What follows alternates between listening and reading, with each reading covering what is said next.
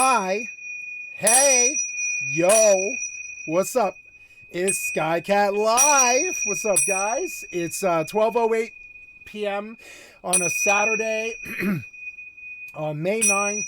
It's 77 degrees in my room. There's the clock, 12:09, 77, Saturday, 5:09. I love you guys. How you doing? Oh, it appears that I need to clean my camera lens. I'm gonna fix it. Hard to do with a broken arm. Okay. A little better. Then, yeah. So I am going to, be playing some Rust and some Eve today. I'm just logging into the various characters. And yeah, and so hi guys. Don't really have much to say today. It's a nice, uneventful day. My mom's cat died 2 days ago, so we visited the grave again today, and that was sort of tragic. And we're sort of dealing with that in my personal life. But other than that, it's going pretty well. And I am trying to go about the business of farming Rust. Got to put on my watch. I'm going to take it off the big face because I'm not really talking today. I'm just going to do some games. I don't really want to waste my time on Rust because I kind of have a sort of a limit on if I'm online.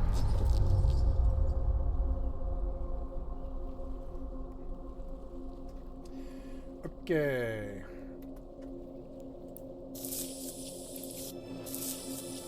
Okay, I am online. I am trying to gear up. Oops, yeah, get in.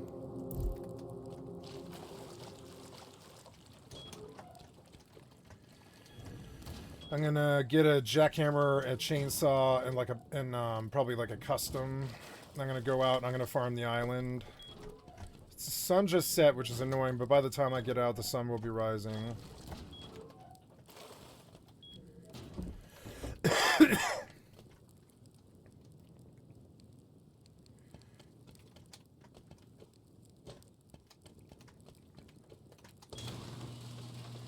Wow.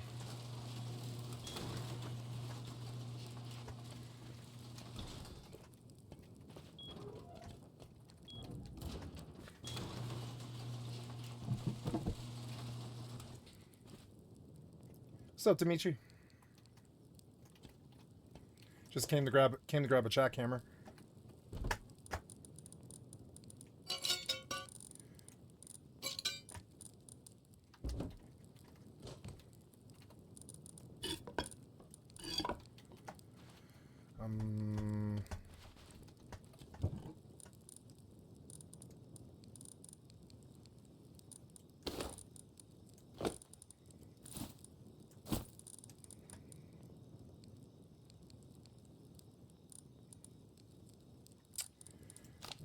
That's mine, I think. It appears that they got my kit back, which is good.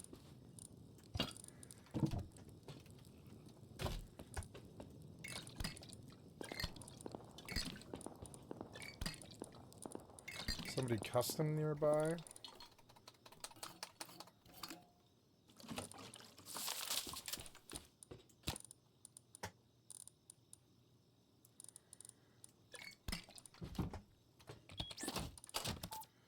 No, I don't need that. Weapons.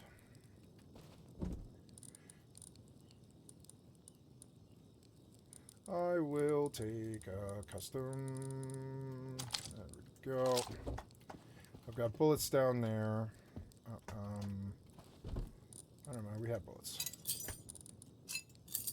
I won't need how many rounds.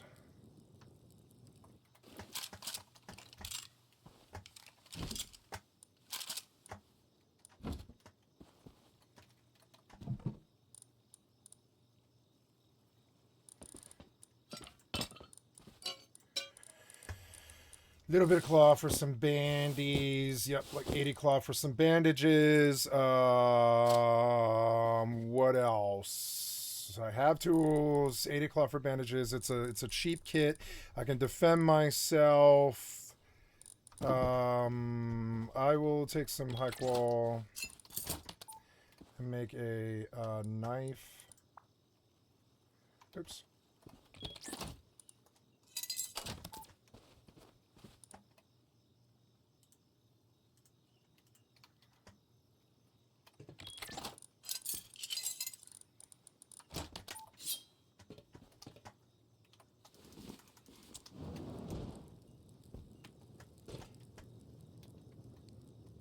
Yep. Okay.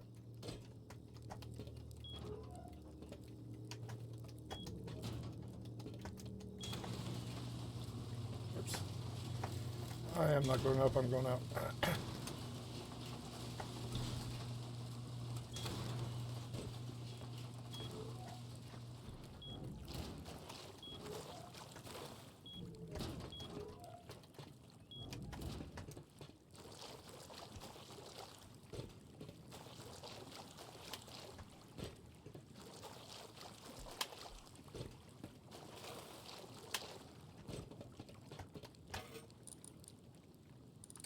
Why did you run off with my large planter, damn it?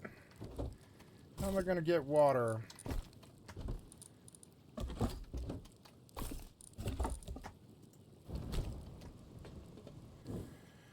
What?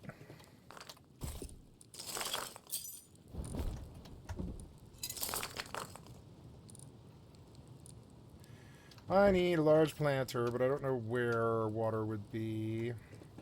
I don't want to go all the way into the base. I will go to the river. Oh, we have a river. Never mind.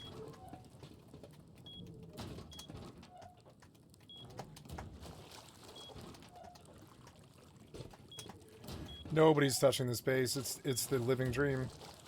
What the hell is this thing? It's a raid base. Why is there a raid base outside? I assume you're aware, but there's like a raid base outside our northwest wall.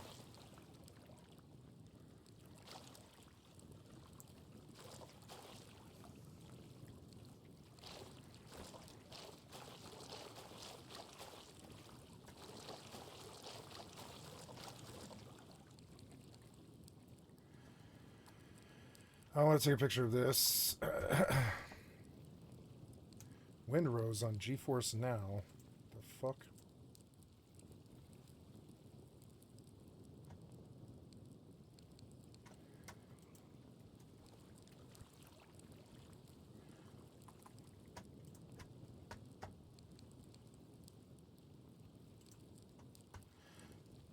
Oh, I'm gonna have to screenshot this. I don't know. F12?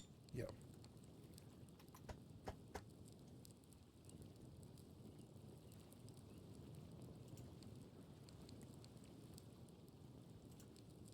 Can you get me to screenshots? You can't, huh? You're so annoying. Why can't you show me screenshots? You're such a piece of shit. Pictures. Screenshots, right? I think. Is this my screenshot folder or not? I don't know. I can't tell. This is the folder, but it's not the right thing. I want to do a snippet. Yeah, I want to do snip. Snipping tool.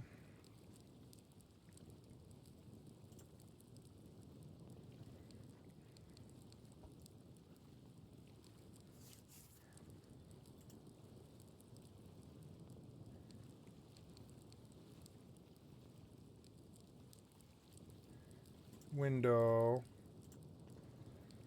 There.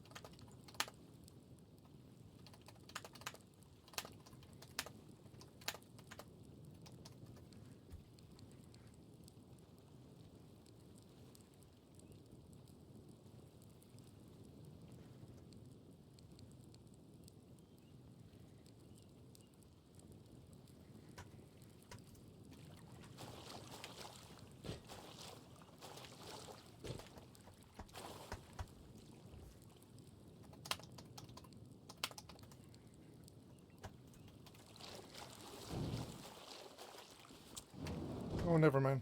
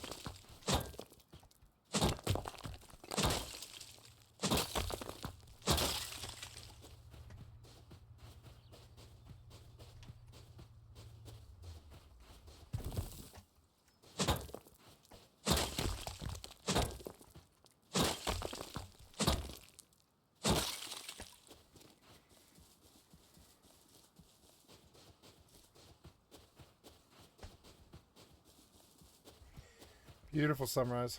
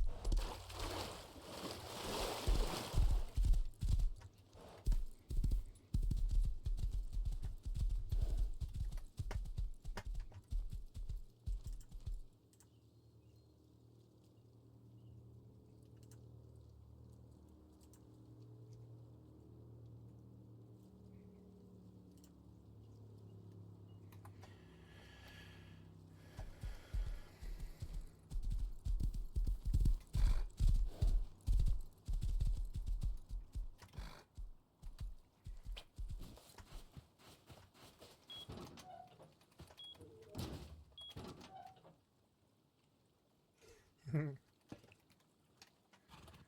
what? Oh, okay. Oops.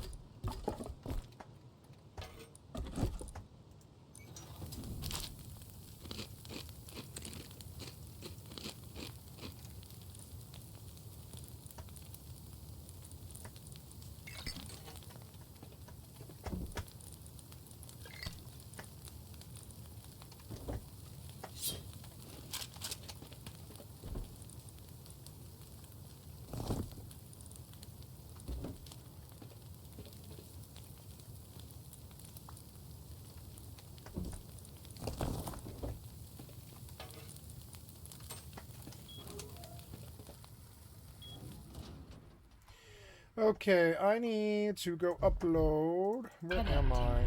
I'm in Cheetah. I got killed back. Okay. That's good. I probably need a booster. But anyways, channel content. I didn't do yesterday's or the day before's. Now, what's this? Oops. Oh, cool. 20 minutes ago. Catch up on the latest news and updates. Sure. Anyways, I'm going to... What's up, creators? Here's this month. Stop. So I had 13 and 14 views on the videos before that. They're like trying to like figure out how to like deal with this base. You can't, bitch. It's a 2v12. You can't.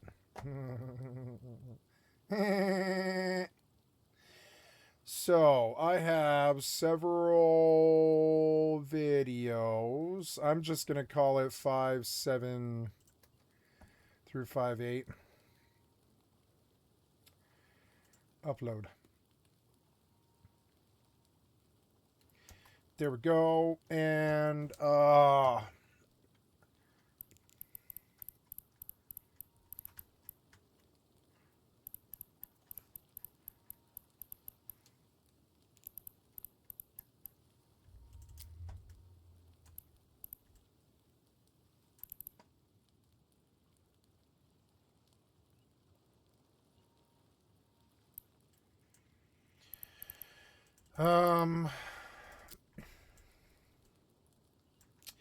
first thing I do is switch clones.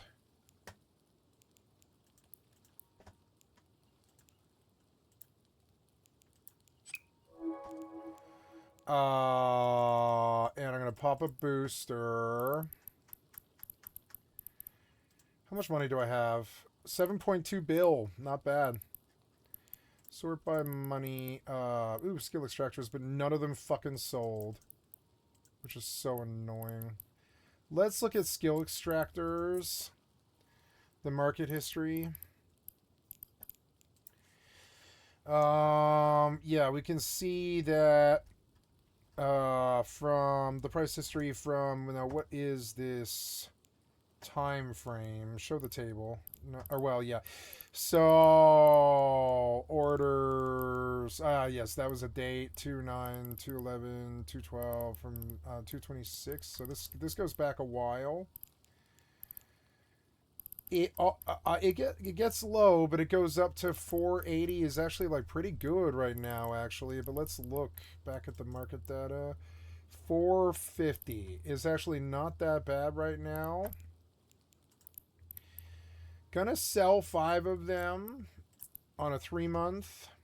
I'm gonna sell 5 of these at oh yeah, what was the market history though? I don't remember. 448.7. 448.7. 448 700 mil. Now, why are you red? I don't really understand. Oh no, immediate. No. I'm looking for 448.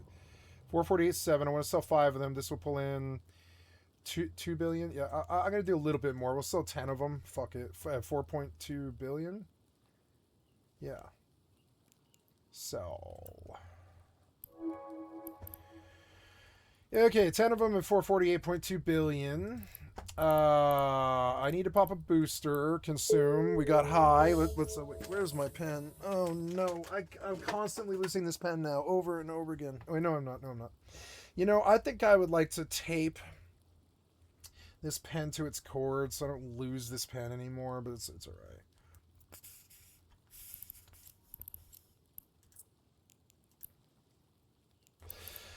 I had this Pioneer skin. I feel like it should sell. I'm gonna keep trying. Yeah, 297. That's not bad. I mean, that's a profit. Come on, take a swing at my skin. You know, it's a Pioneer skin. Oh, fuck was that? Fuck was that? I'm the only one on, so I'm going to log, unfortunately.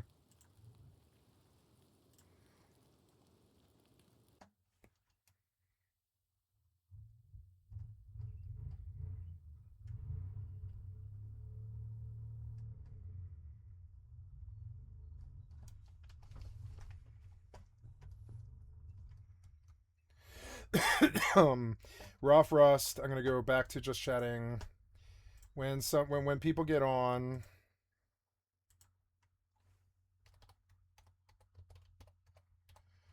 Yep. When people get on, I will play.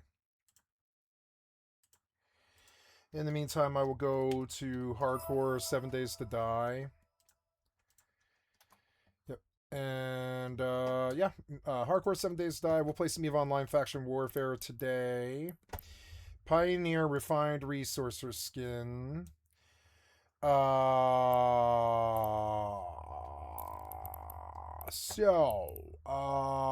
Gotta jump out of the clone. I always forget.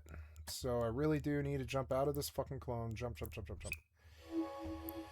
And good. So we have about 8. Yeah, I had about 10 billion ISK in skill extractors just sitting there, which is good.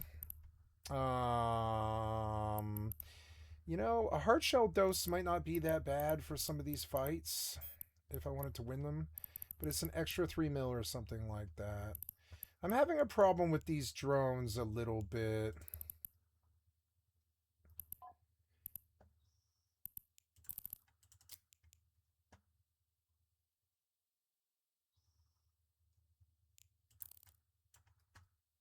Okay, so I'm switching into Tristan. We burned through like 5 Tristans yesterday, but we made 200 million. No, maybe it was more. It might actually add out to be more when I reach the Plex. We made like 400 mil or something like that. I'm doing so good at EVE. It is the hardest game ever made, I would say. It's short of Rust. I don't know why, but I'm on high difficulty. Well, not hardest. Like there's other games that are harder. Like sometimes Ninja Gaiden can be the hardest goddamn game ever made. I don't know. It's sort of debatable, but I mean like in terms of online competitive games, Rust and Eve are about as high as the skill level goes. And I'm not that good because I came up on WoW. But you know, but it helped. You know, it didn't hurt. Mexalin. Don't I have a? I want an orb. I want an ore thing. Um,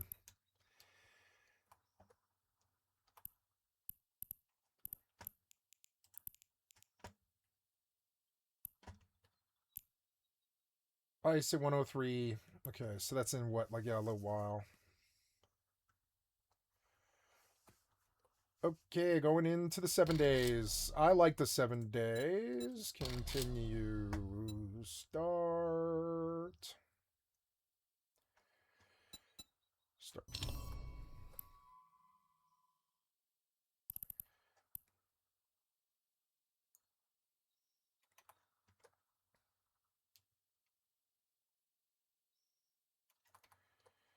So,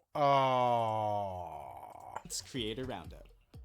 You can now upload thumbnails in multiple languages. oh, Viewers will cool. see the thumbnail that aligns with their language setting. To add multi-language Wow. thumbnails, head to YouTube Studio on desktop. In the Languages tab of your video, choose or add a language, then click Add next to thumbnail. Yeah, I don't think I need this.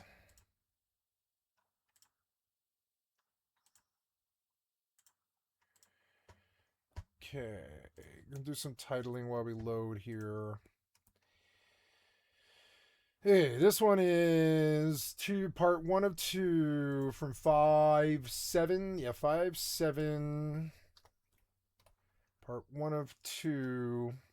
Everybody else does editing. I do titling, bitch. Titling, as in tens of thousands of videos over years. Thousands, tens of thousands of hours of content.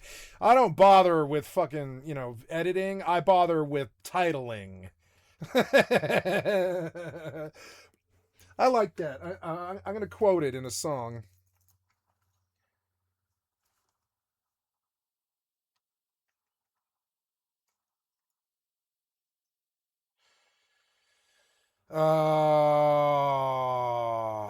I am looking for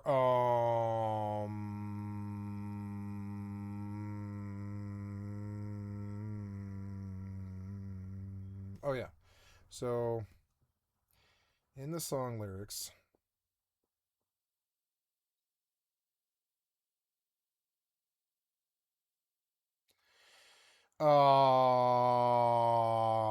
I don't bother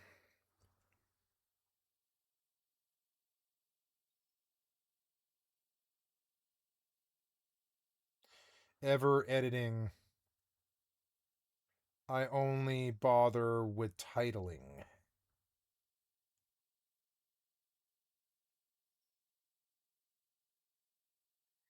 That's a good line. So, oh, are we in? Yeah, we're probably in. Yep. Spawn. On moderation strict, Eve online. Actually, yesterday or no, today that day was Rust. Rust on anyone go. Next go. Publish go. Publish go. Publish anyways go. Hour 1, hour 2 go. Okay, pause this because I don't want my hunger and thirst to go. I want you to get in. Yeah, I'm in a good clone. I'm in a good ship. I need to ensure. Change the skin. Then yeah, we're good. Gold. Take me to Onoto.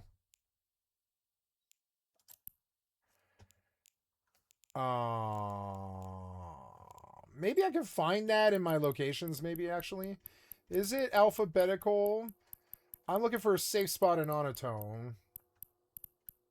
Yeah, it is alphabetical. LM. I'm looking for a safe spot in Onoto. Take me there. Yeah, cool. You'll actually take me there? Yes, you will. You take me to a fucking spot in space. Many, many systems away. Right to the spot. And I love that. That's the power of AI and computers. Sir, I'm going to undark.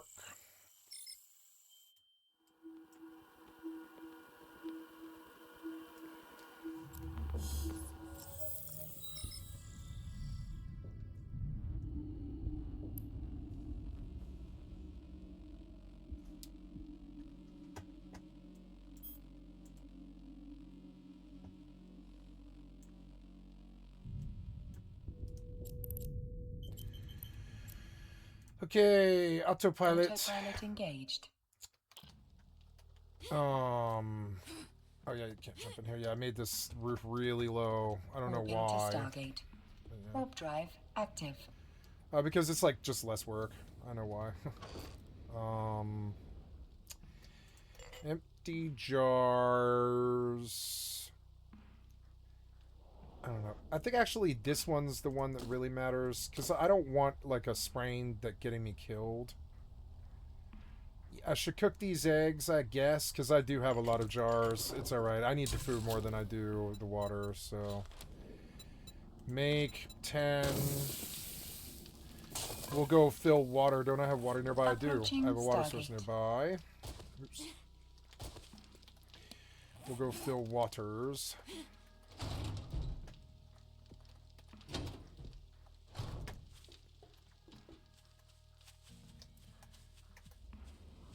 I think I want sprint to be a toggle. No, not general. It's like keyboard mouse. Sprint. Autopilot jumping. Sprint mode is auto run.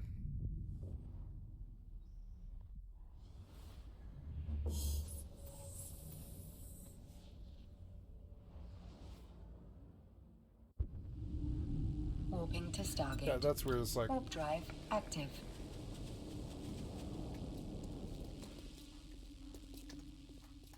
No, that's not working.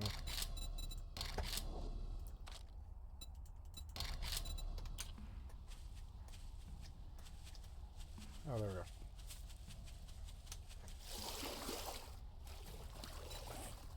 Yes, I am wet. I am gathering water. Approaching Stargate.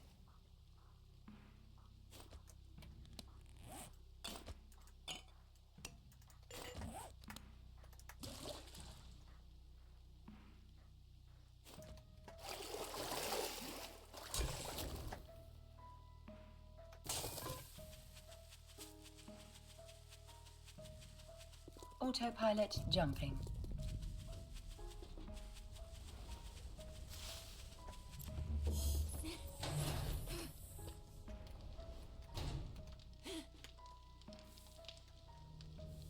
to Stargate. Warp drive active.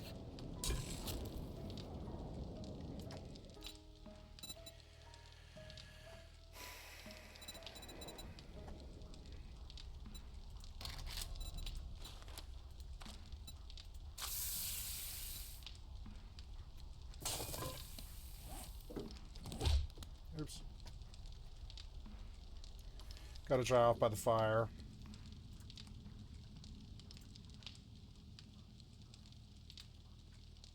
Approaching Stargate. Okay, part 2 of 2.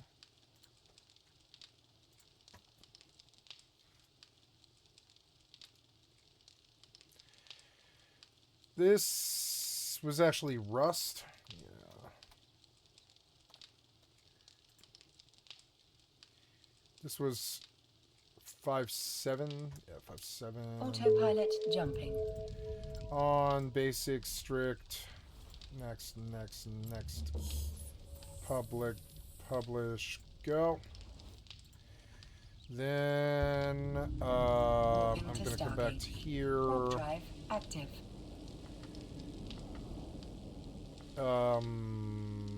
In the tags, I wanted to say Rust. And FFXI shouldn't be on this list anymore. Save. You change this, which is kind of weird. But here we go. On, go. Save. Okay. Now Approaching Stargate. I will. Yeah, I got about half an hour of. Yeah, like, yeah, put this in the output so I can just come back to it. And then, yes, I think we're good. Autopilot jumping. It's 4:20. I had to dump loot, right? Yeah, I had to come back and dump loot.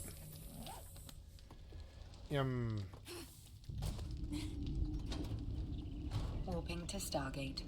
Warp drive active. I feel like I should just go to airdrops. And that would be a really good way to get up in hardcore. Yeah, I should go to that airdrop. Quick waypoint.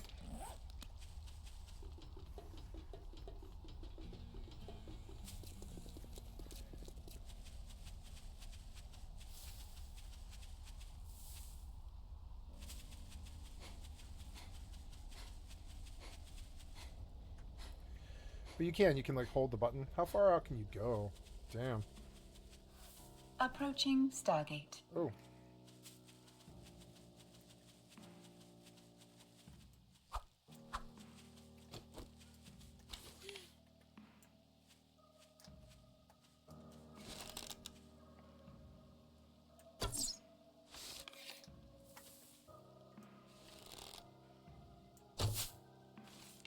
Autopilot jumping.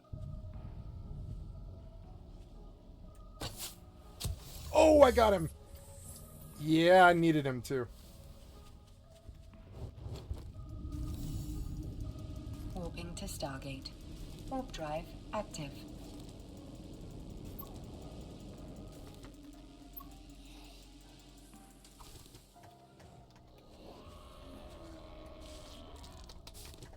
What? Oh, it's like a fatty.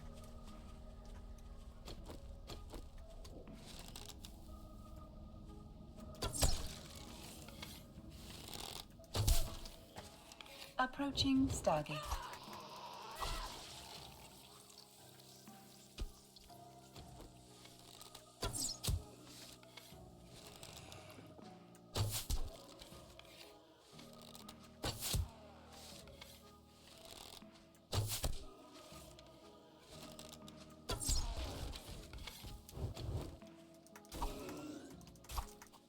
Autopilot jumping.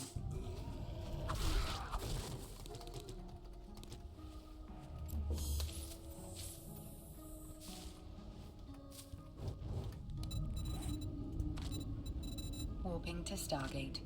Warp drive active.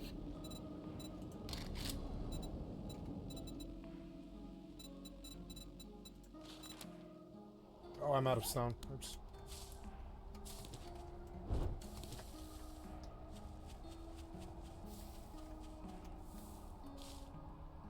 Oh, the storm went away. That's good. Approaching Stargate.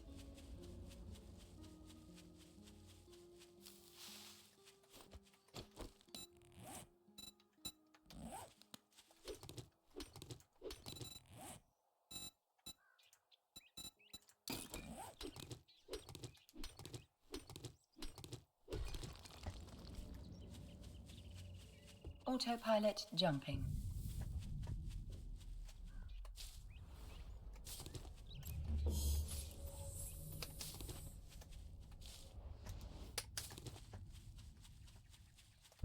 Warping to Stargate. Warp drive active.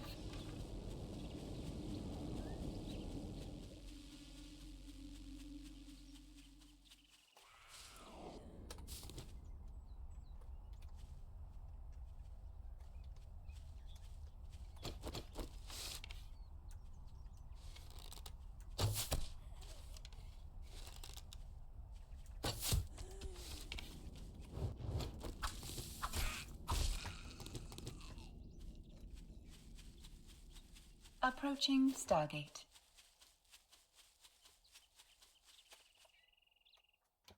Right.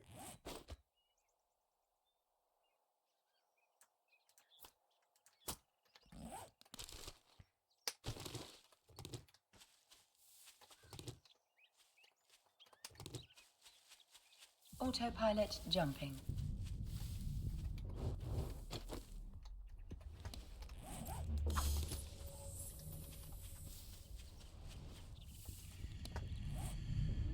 I don't know. I think... Warping to Stargate.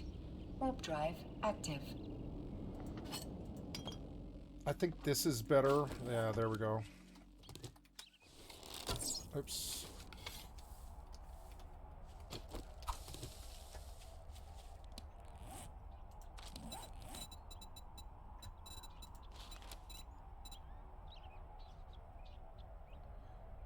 Spears, archery, and other specialized ammo.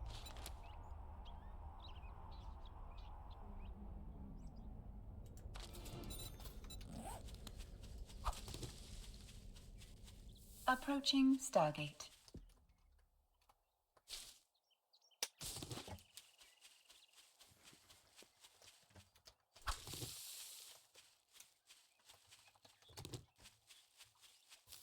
Oh, I have to swim. Damn it. There's Autopilot sand. jumping. Oh, it's good that we found sand. That's good information.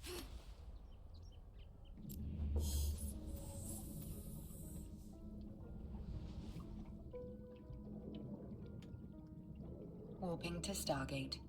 Warp drive active.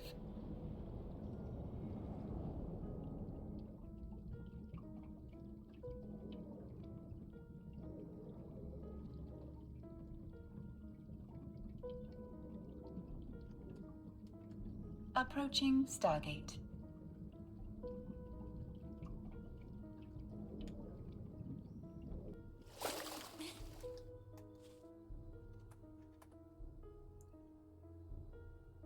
Noctis. Why is there a Noctis 13,000 km away? Autopilot jumping. Autopilot disabled. Autopilot engaged. I should go jump that Noctis. Warping to Stargate. Autopilot disabled. No, I'm not Warp really. drive That's not what I'm active. after today. Autopilot engaged. Oh, very good. It's a free claw hammer. Warping to Stargate. Burning shaft. Warp That's drive not bad. active. That's really good this early. I'm very glad I came out here. Oh, it's the schematic, is it? Oh, no, burning sky. Yeah, I can make one, is it? Okay, a melee, gotta result melee tools. Okay, so use. Now I can craft burning shaft mod, which is 5-4 steel, glue, oil, and a gas can. But that's it. You don't need a bench? I don't think so, right? Do you need a bench? Oh, you do. You do need a bench, yeah. So when I get a bench, I'll make the burning shaft mod. Electrical traps. Forge ahead workstation crafting skill. That's good because I need to make a workstation. What does a workstation take? Workstation. A workbench. Okay, so but it's locked. You need 10 points in workstation to make it. Okay. Approaching Stargate. It's coal. I should take it while it's here. It's good fuel for the fire.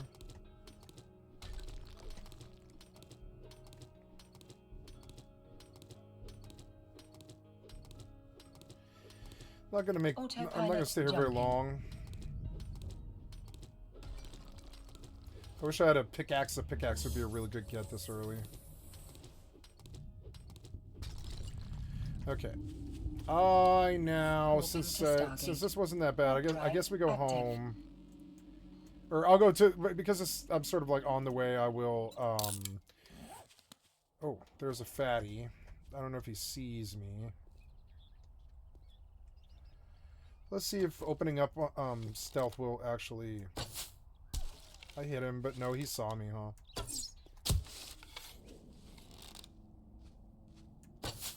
They're good XP when they're alone like this. Approaching Stargate. Bleed him up.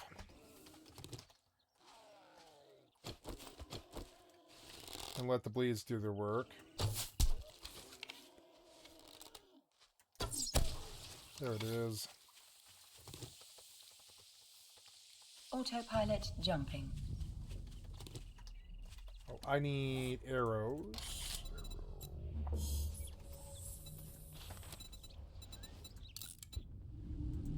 71 arrows. That's good. Warping to Stargate. Warp drive active.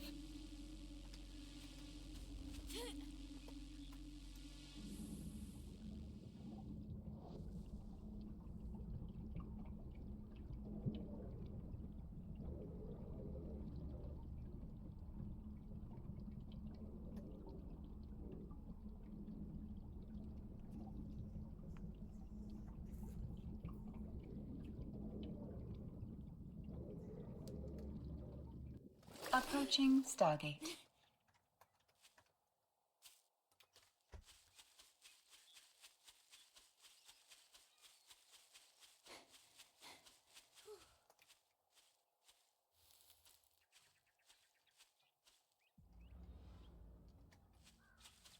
I love this view because you can like see what the character's doing. Autopilot jumping. She kind of blocks the screen a little bit.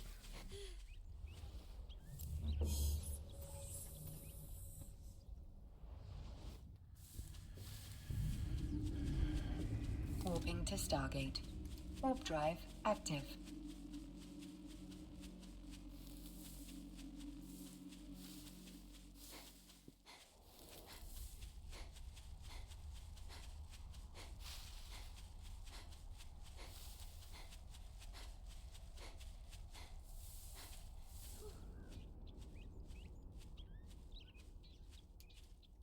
Approaching Stargate.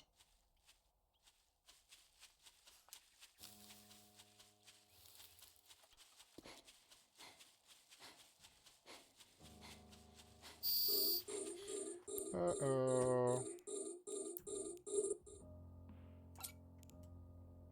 Autopilot jumping. That means we're here. Autopilot disabled.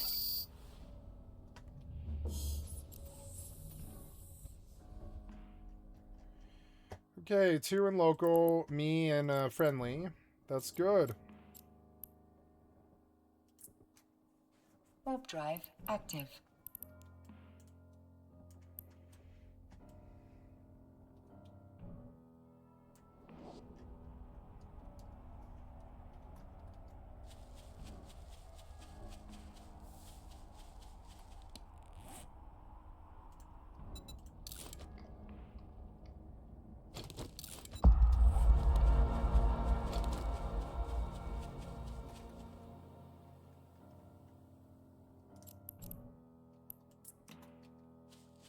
Warp drive active.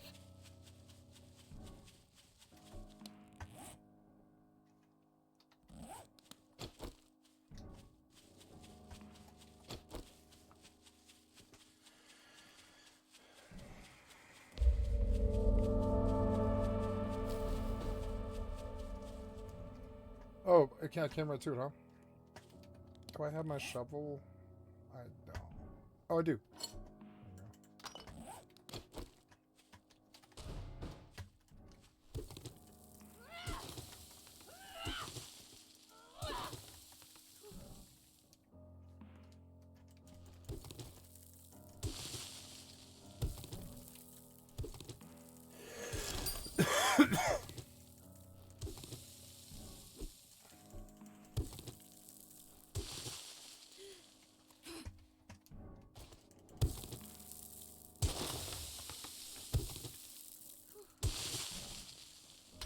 There it is. Cool. I'll use the sandwich, yeah. Ooh, snake.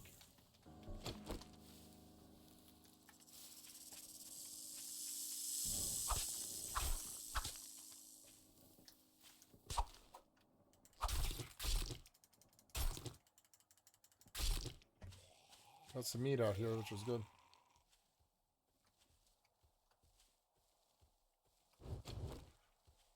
Oh.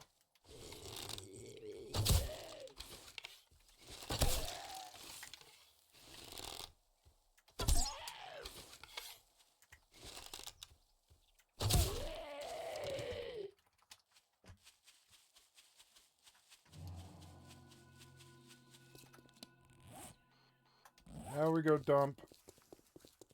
Cook some meat. It's 6:50 p.m. That's sort of late.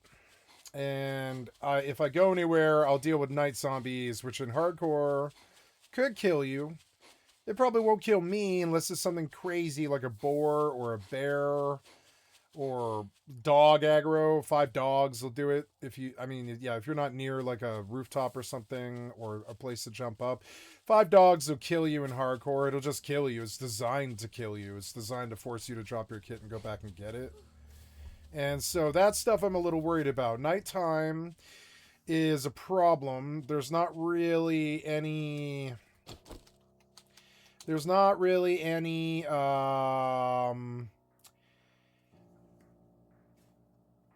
anything to do. And so that's a problem. I guess I could do a clear. I'll go do my clear, and it'll take all night, and that'll keep me centralized in one place where I can defend and get on a roof. That's what I'll do. Happy hour ain't happy unless you bring me a beer. I'm gonna make you an off. Well, good luck. By the looks of it, you're gonna need it. He gave me 2 special dig quests, so I'm just gonna go out and do it again, I guess. Oh, but I have to dump, yeah. So that's fine by me. I mean, I got good stuff out of the last crate, so, and I believe it's XP, so, you know, a whole wood spikes trap. Hold the wood spikes trap. I want to put spikes all around the edge of the wall. You can't do that? Oh, no, I guess you can't, but it would be good to do it here. Yeah, that shit is dope. Yeah, gather clay soil, gather small stone. Small stone, huh? Is there a rock around? It's probably not around my house. I probably hit it by now. Look around for stones. I'll find it soon enough. Ooh, look. A bag.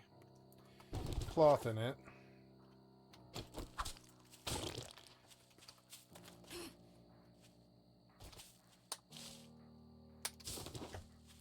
Yeah, here's a stone. I want to see if the claw hammer is better. I don't think it is. Oh.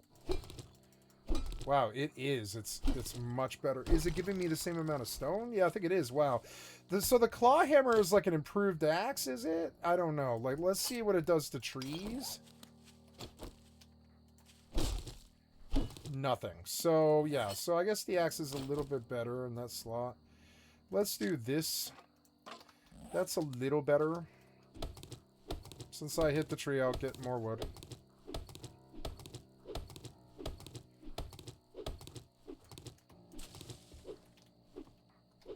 Okay. Whatever that was. At least it didn't do the loud-ass shitty sound.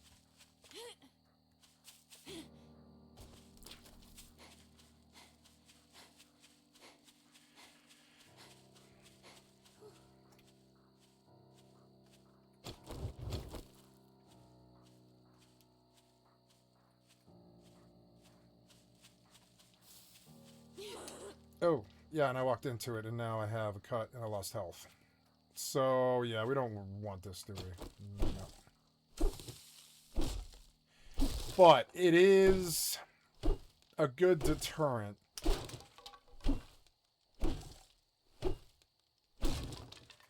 Okay, so... What's it take to repair a claw hammer? Is it a kit? Yes, it is. Oof, yeah, so, just learning. Oh, what? Oh. Annoying. Why? I need parkour. Okay, so...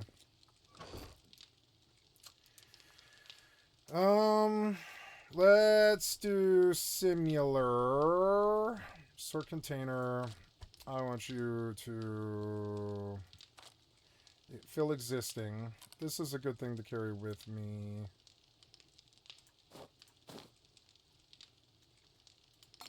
No, I don't want singles in this. And I need stone now, which kind of sucks. Yeah. So I have a lot of cloth. I will vendor him all this cloth, and let's see what he offers. Oh, ouch! That was a bad thing to do as well. Will you buy the cloth? $50, huh? 50 dukes for that stack of cloth. Yeah, I'll take it. Yeah, 50 All dukes. that gawking at goods, and that's all you buy? What? I sold you something.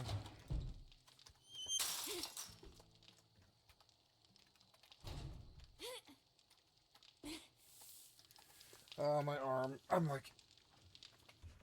oh, hurting my arm.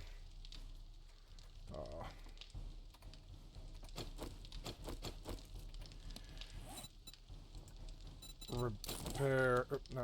Modify. No, not modify. Repair. Repair this bow. Repair this knife. Repair this axe. Okay. Other stacks of stuff. There's 6 eggs. I have all the eggs cooked and everything. We will cook some more eggs. Cook some more eggs. All these eggs. Ugh. I would like to make boiled eggs. There we go. Cook. And yeah. Now I don't have any water. I have jars.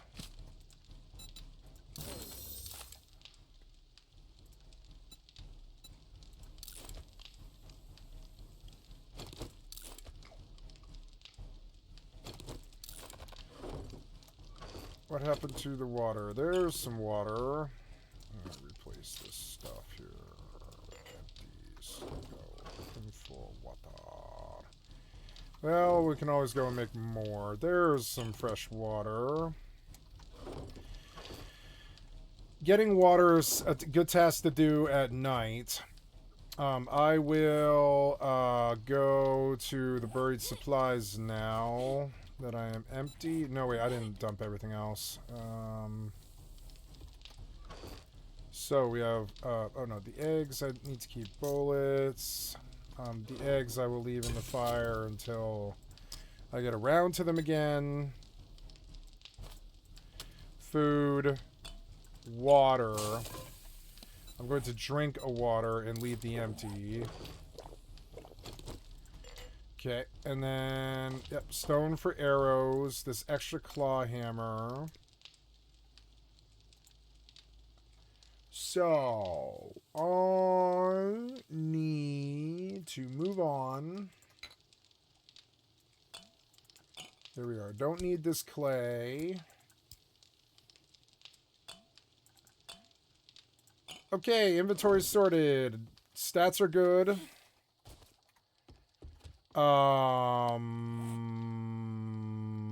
Northeast.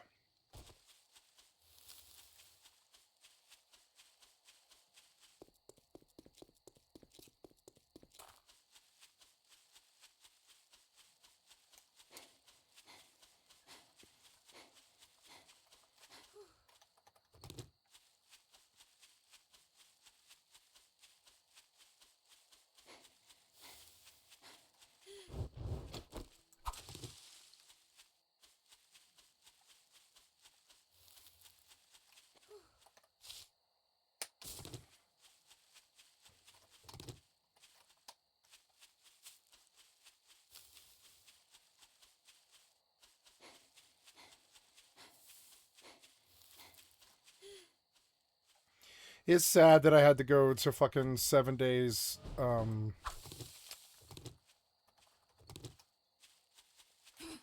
It's sad I had to go to 7 days to get zombie gameplay. I would have preferred Rust Hardcore Zombies. But no, shitheads and the admin banned me, I think. I don't know.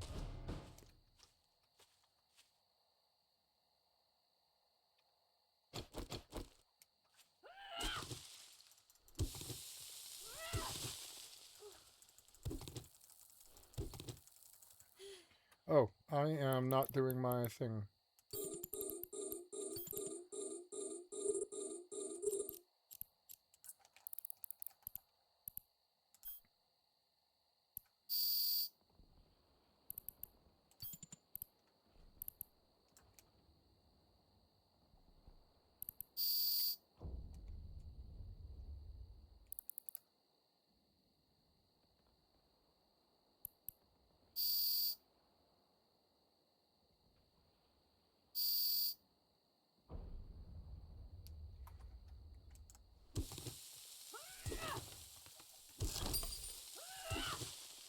Oh, I found it right away. Yay.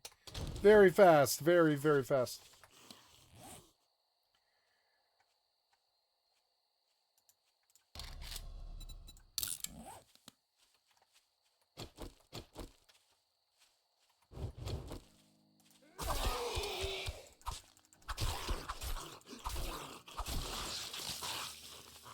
See, why can't I get that gameplay in Rust? It's weird. They should do a zombie update.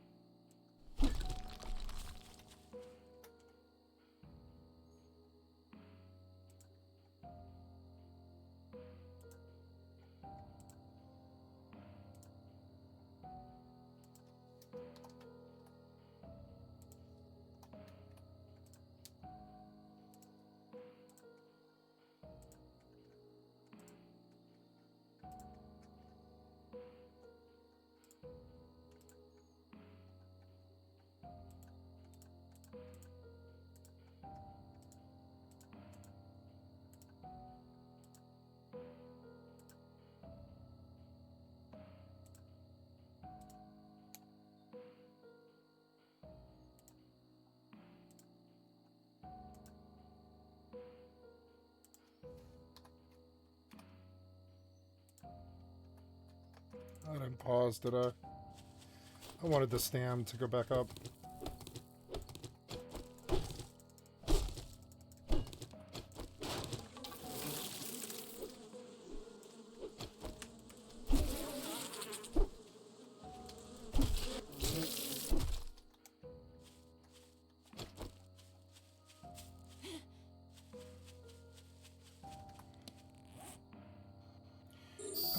Oh, what's this? Oh. To give the command to a drone requires you to have an active target.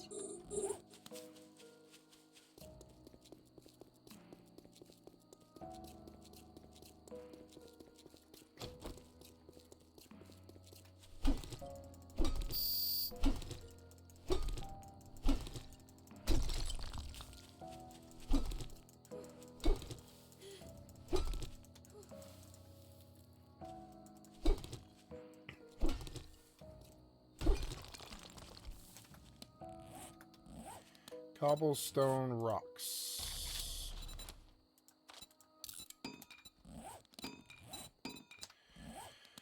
Okay, hold a stone axe. Upgrade wood block. Upgrade wood block.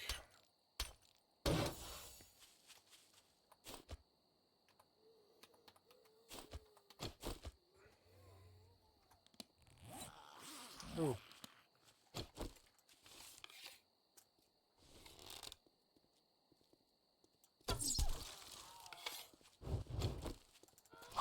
Oh, come on.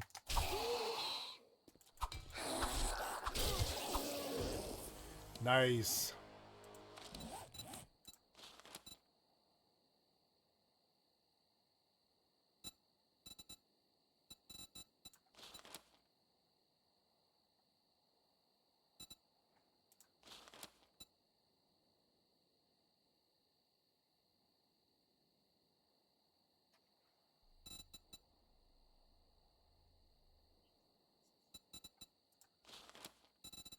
It's...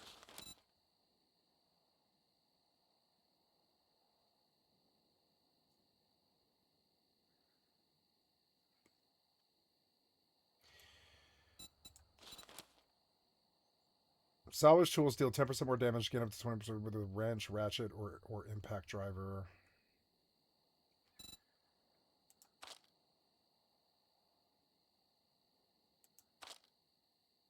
I need points in parkour, unfortunately.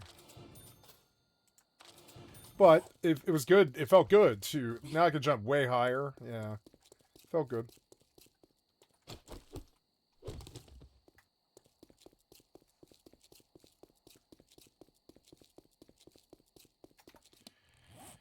Apparently, I'm spending the evening running all the way to that fucking airdrop. It's fucking far, but I don't really see how that wouldn't hurt me to learn. And I think I've got some time here. No, it's 9:30. The sun's about to set, and it becomes much, much harder. I am taking risks I don't need to take. I will go back home. I don't have much loot. But I got the quest done. I might even be able to go talk to him. I don't know.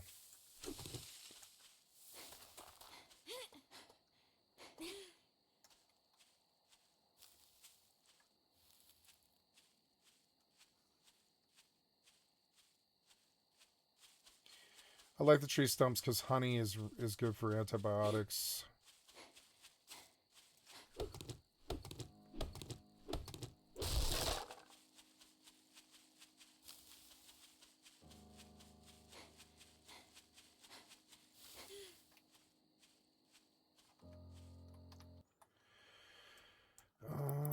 Get on this guy.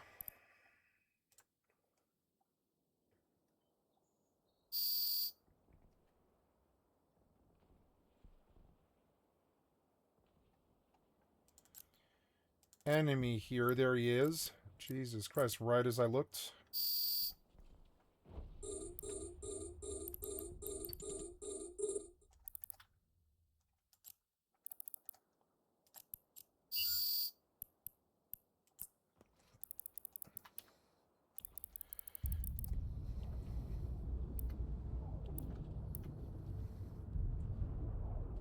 Oh, I'm gonna get him. It's a counter, and I'm gonna kill him. He's probably trying to nuke me. He's trying to defang me. I'll kill him before he defangs. Haha. You think that's gonna work, buddy? Nope, you're gonna die. Sorry, buddy. Sorry, buddy, you don't have it. Haha. To give the Thank commands to a you. drone requires you to have You killed all an my active goddamn target. drones, but yep. Good fight.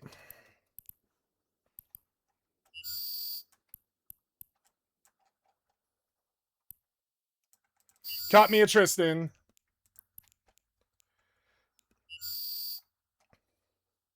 Oh, look, I can scoop his hobgobs. Yay. Scoop to drone bay, please. Oh, good, and that fixes my drone problem. Oh, yeah, he probably has drones in the ship, too. Maybe. We'll see. Good fight. Kicked his ass! Good mirror. Fayetteville. Good mirror fight. Scoop to drone bay, please. What's happening here? I don't see it in my drone bay, though. What do you mean? I told you to scoop to drone bay. Where are they? Where are the drones I just scooped up, you idiot? Did you put it in my fucking belly? No, no, these drones are gone. Whatever. Where did these drones go? What happened? Did you kill them? I don't understand. Well, now I'm out of drones, which is so annoying. He had a million worth of stuff on him. Maybe I can buy drones here or nearby. This kind of cripples me. It's so annoying. In my inventory. What happened to the drones I just picked up? So annoying.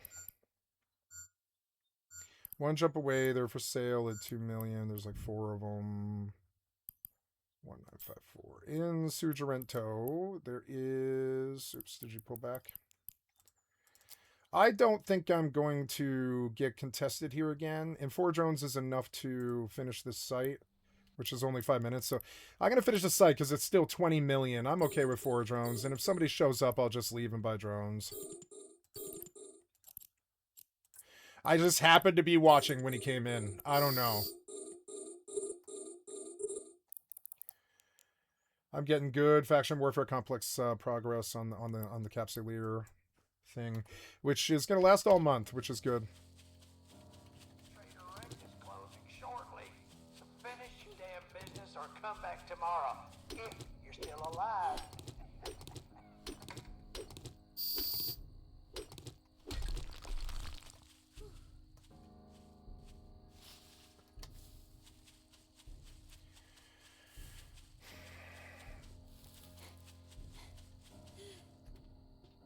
Okay, so we came back. I have a little bit of stuff. I'm just trying to dump loot before I...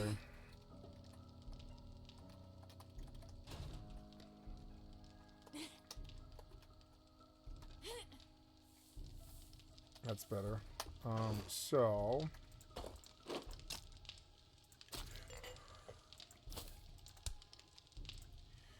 Drink some water and eat some egg.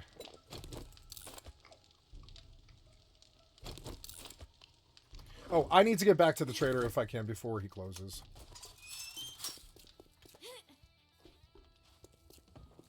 You better make it. I'd shake your hand, but... Oh, look, he's I going bet to give you me good got stuff. dysentery, way What's you the smell. best thing here? It's going to be the rifle does the most damage. Yeah, the rifle's my most style. Nope, gotta go do that clear.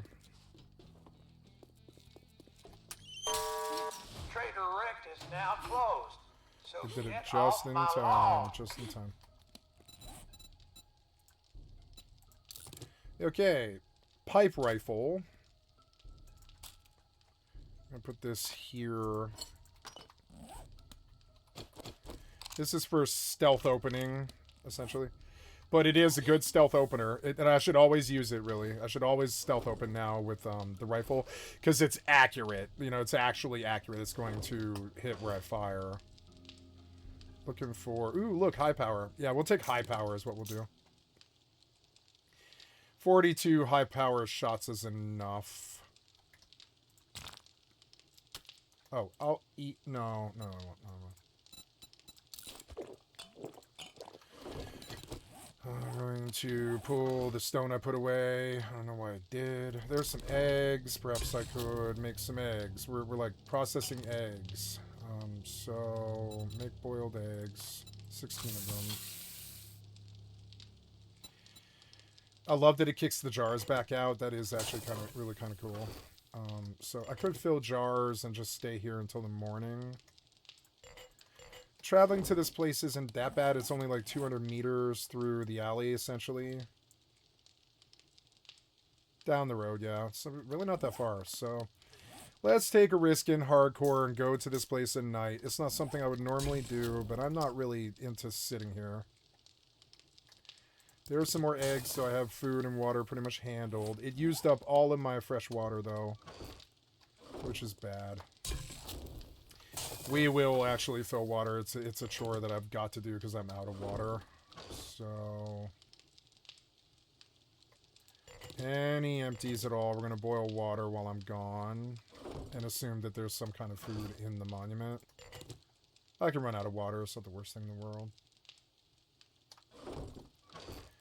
Okay, there's fresh water. That's good. It's going to hold me over. And, yeah, we'll fill all my empties. Yeah, that's all my empties, yeah.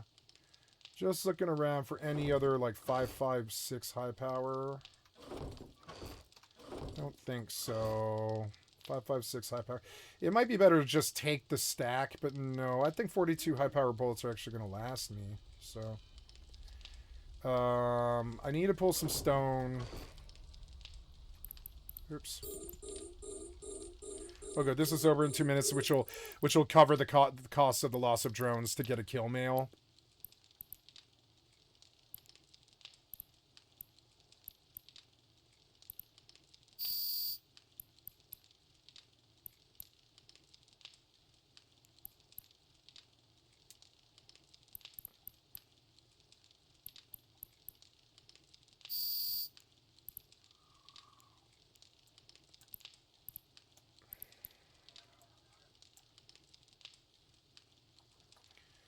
So,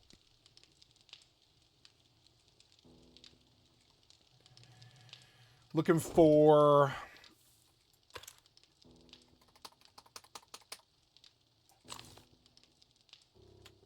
gonna go take care of water.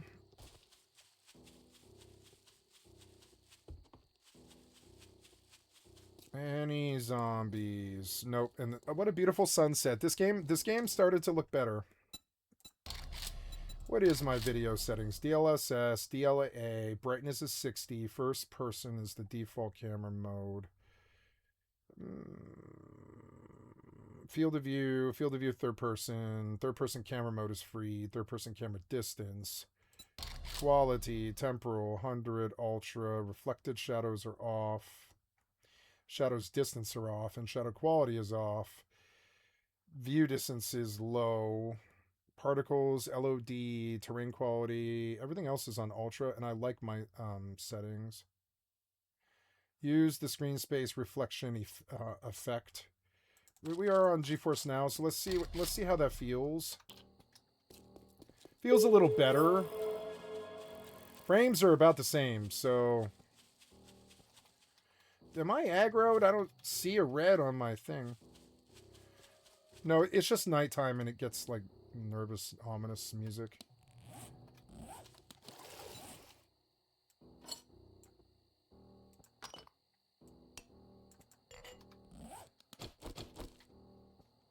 See, this takes time.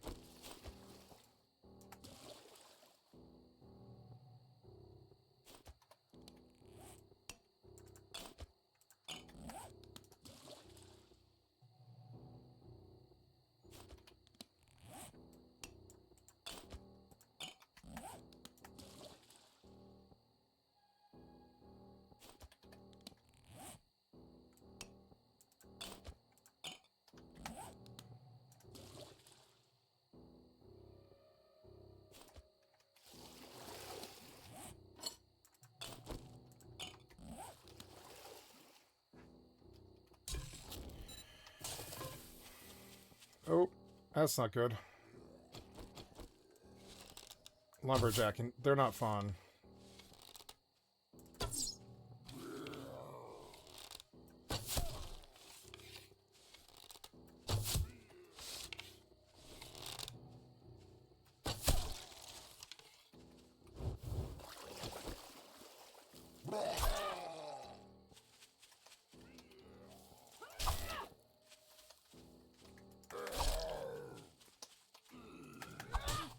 Don't get hit. That's probably enough to bleed him.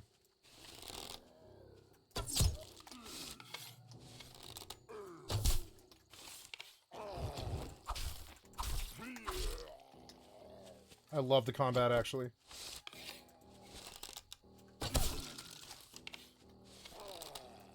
Ah, missed.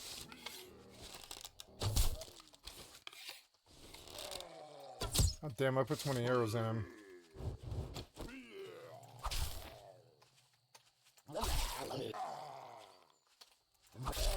Oh, don't hit me.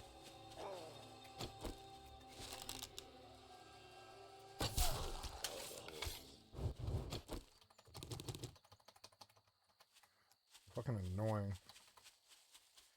He hurt me.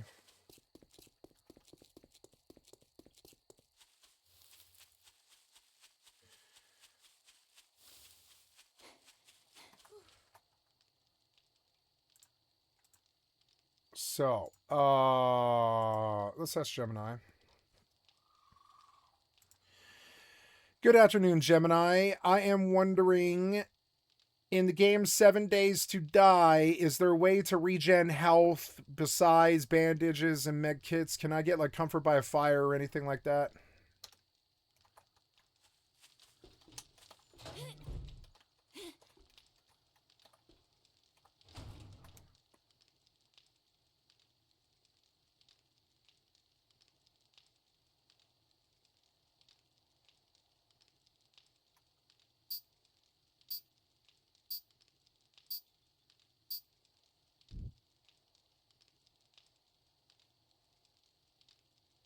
Oh, painkillers are actually heals?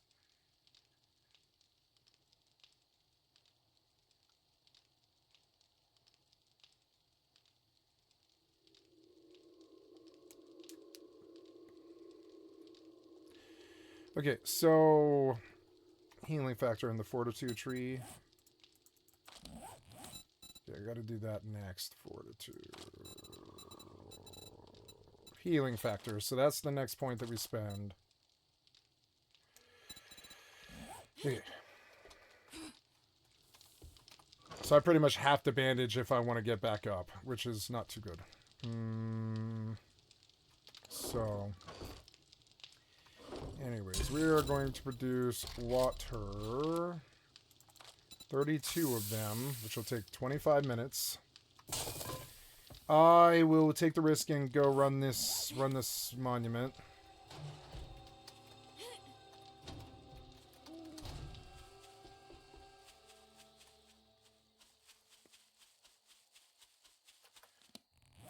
That's where we're going, right? Yeah. So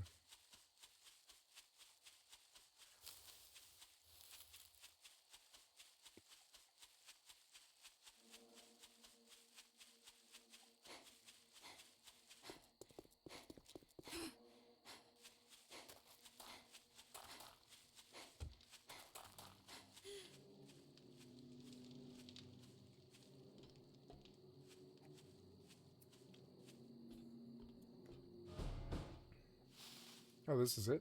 Nice. This wasn't bad at all.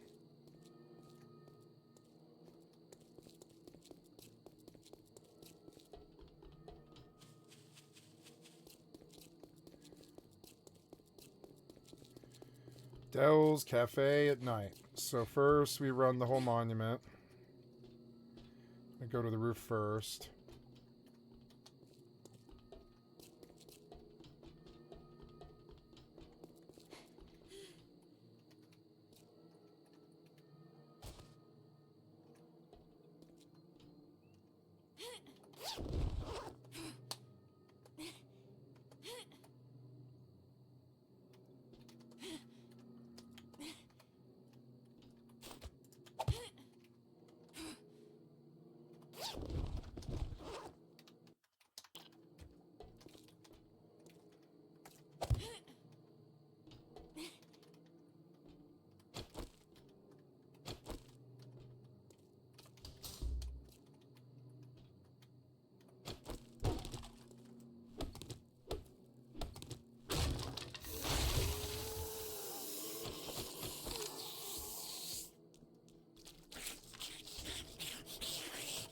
Why?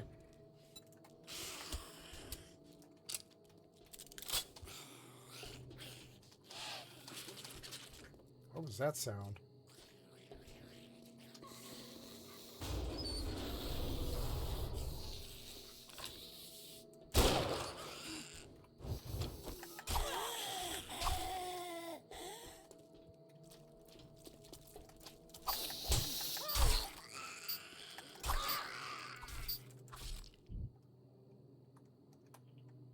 Did we cap this? Yeah, we did. Okay, so I am going to this regional market next door. Warp drive active. No. Yep, there.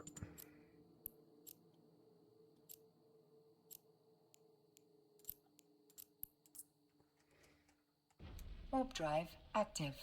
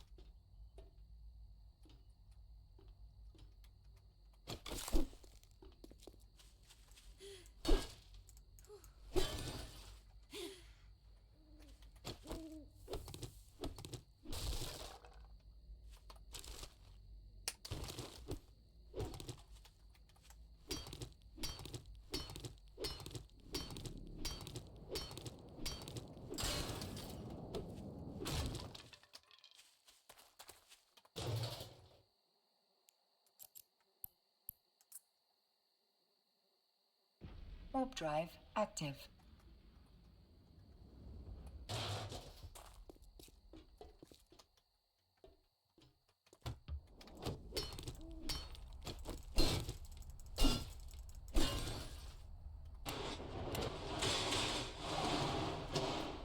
Nice. This was worth doing. Docking permission requested. Docking request accepted. Bow hunters improves bow crafting. That's good. I can maybe make a. You have unlocked bow printed quality too. Nice, not bad. Wooden club. I want to scrap it. Let's make a bow. Permanent bow. I don't have plant fibers. This will be meds, which is good because I need band-aids. Pills are good. And a bar brawler. Killer Instinct. Gain 5% damage with each kill up to 15%. After 10 seconds without killing anything, it downgrades by 1 level. So that's cool. You get like a...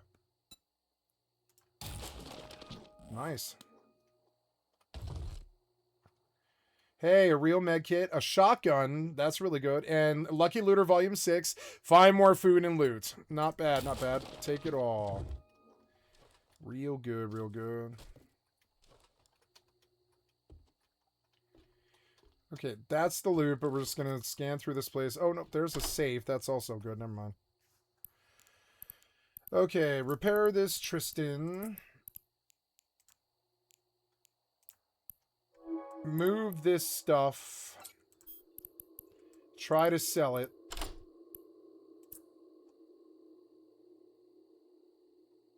Looking for immediate.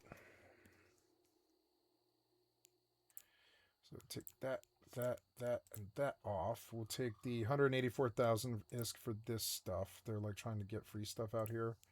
Fine by me. Now, I should have just liquefied. He couldn't reach me with his web, or I would have lost.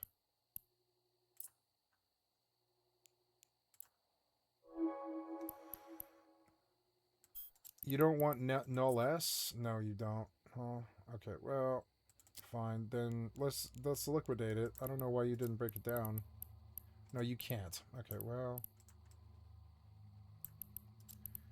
Sell this.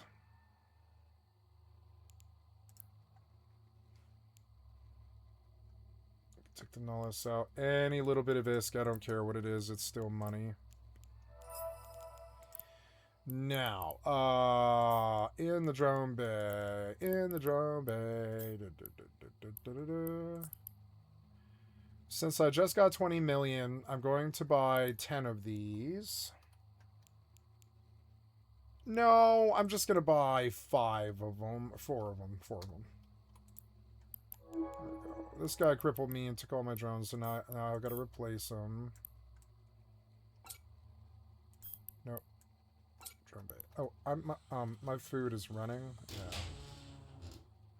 It's Night Stalker Volume 4, Thief Adrenaline. At night, when the adrenaline is rushing, you will never feel the weight of your burdens. Never encumbered at night. I'm never encumbered at night. That's so good. So good. Polymer string, arrow and balls fly quicker and further with this modification. Take. Cool. So, oh, what the fuck was that? Oh, yeah. Ooh, pills. Nice. Medical Journal 2 improves medical crafting skill and 2 antibiotics or whatever, or vitamins, I mean. So...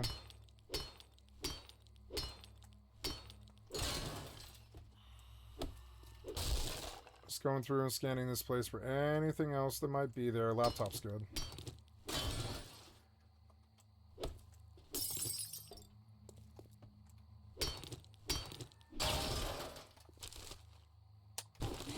Yeah, this was a good thing to do at night.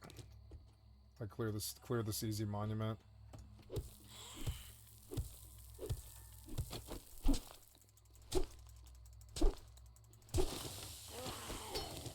Oh, oops.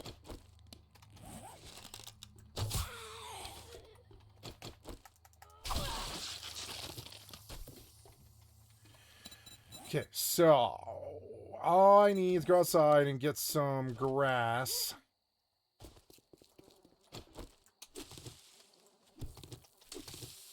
The dumpster itself might be a really good source of metal. Primitive bow, level 2, craft. And then scrap this bow. Switch out. Modify. Put the string on it. Cool. Hey, we got an upgrade in weapons.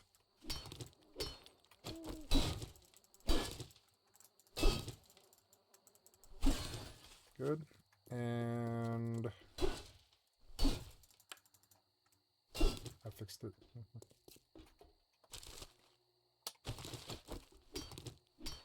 Sandwich is good. I'm going to use it.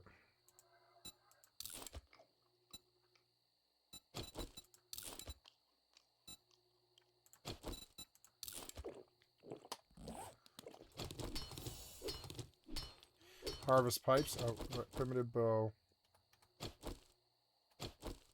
I'm do my challenges. Wow.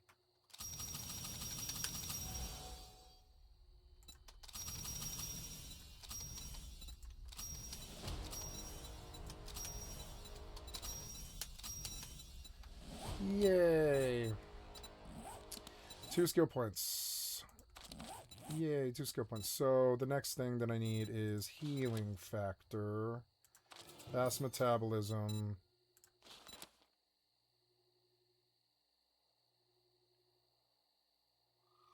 Machine gunner. The huntsman. That one might be a good point, thing to put points in, but there's better. Reduce HP loss by 5%. I'll take that. That's way better. Yeah, I'm worried about health right now, so... Oh, I busted this with a shovel for some reason. This is a good source of pipes. What was that? Oh, it's a chicken. Maybe I can shoot that chicken, huh?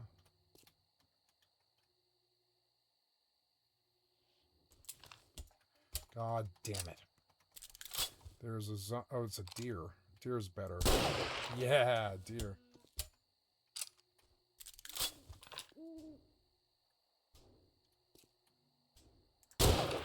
Got both of them. See, the rifle's really good for that sort of stuff. This is good meat.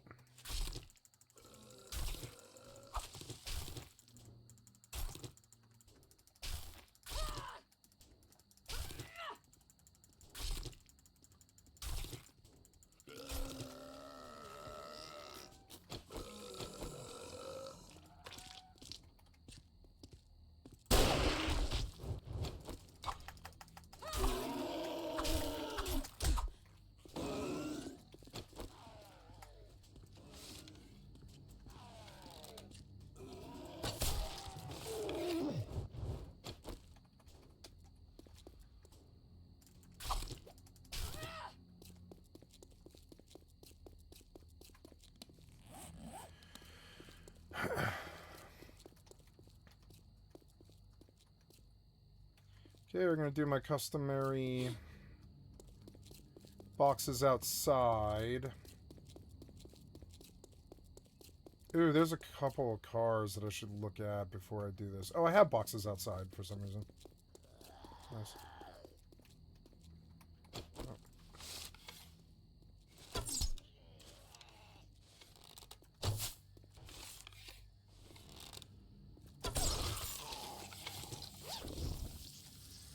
Sniper. Leg shots cripple all but the strongest enemies and have a chance to dismember. Leg shots become more powerful. Here's a knuckle wrap. I'm going to scrap this because I don't think it's ever of any use. That's good. We're going to eat this. Bullets are always welcome. Okay, so dirt. Oh, no, that should be scrap. Scrap.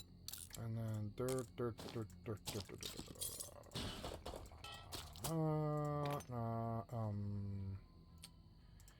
Do I have stone? No, I don't.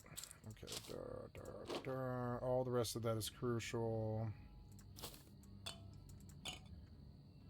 Very good. We're doing okay. Get my health back very slowly. Okay. We'll come around the corner and do Dell's Cafe.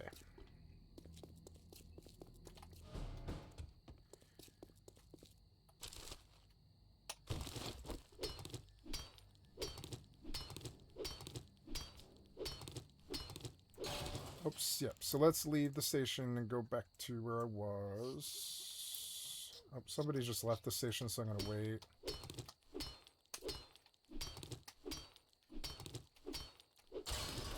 Okay.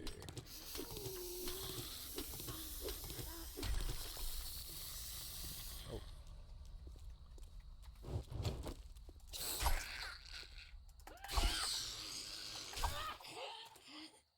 Ooh. Oh no, that'll fail, that'll fail.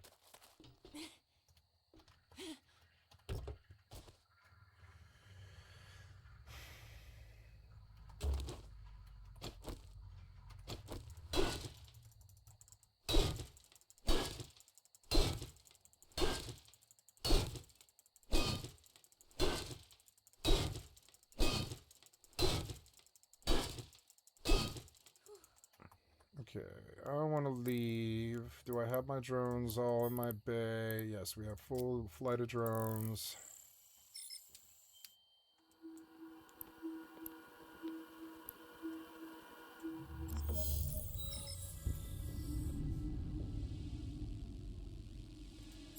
It's an ibis. We're going back to on a tow. Warp drive active. Good.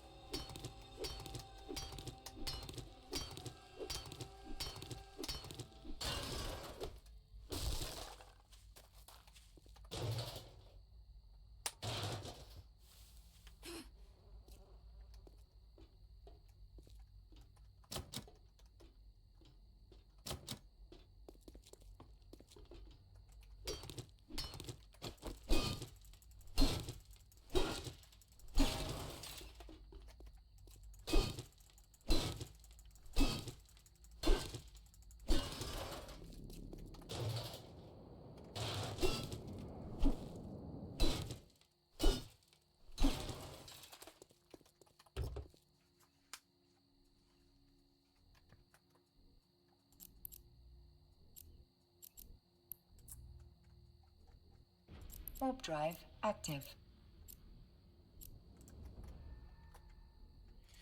In EVE Online, for Capsuleer event, can a Tristan run a defense grid or war grid?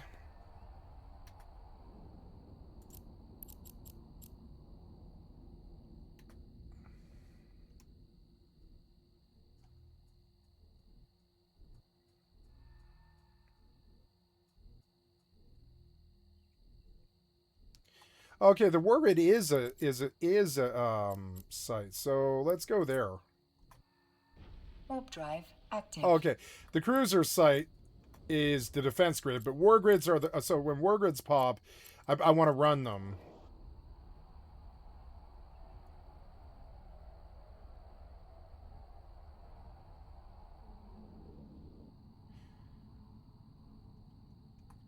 Okay, so orbit the capture beacon at 25 km. Battle cruisers. Okay, well, let's see how we do.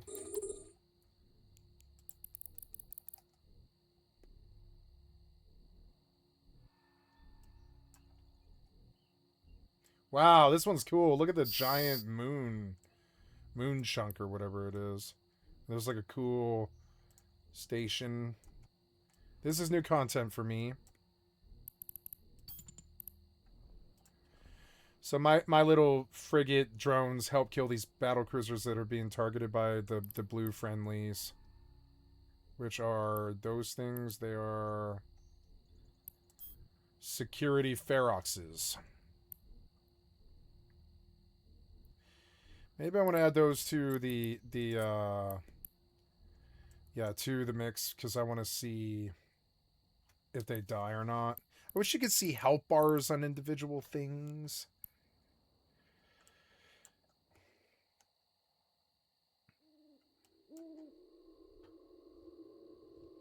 This will take a while, but it might be a good return.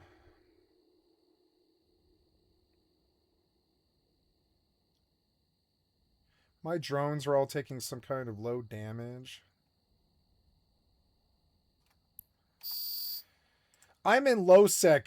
Is it possible to do a Tristan in low sec on war grids?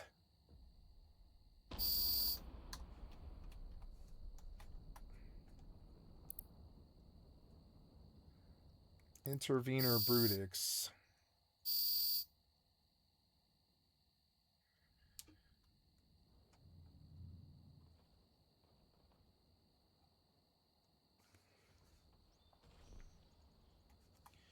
How's this going? Am I paused? No, I'm not pausing, but I should pause it.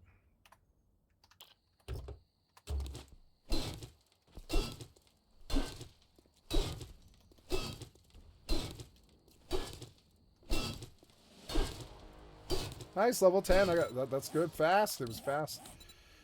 Let's see.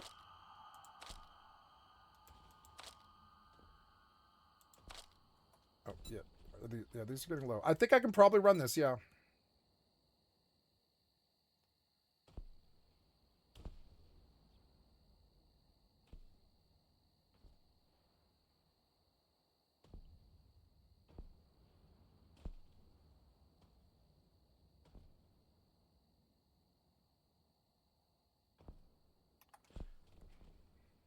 Yeah, I'm not getting hit, so... Oh, but they're killing my drones. God damn it, I didn't realize. Ugh, now I have to go next door. Whoa, you killed the drone so fast? What?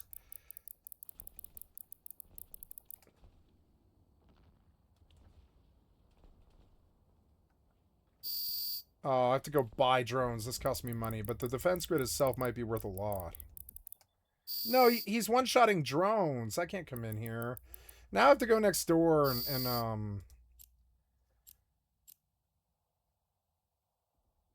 I just lost 6 million in drones because I didn't know. But it was a nice experiment, but I was not successful. Warp drive active.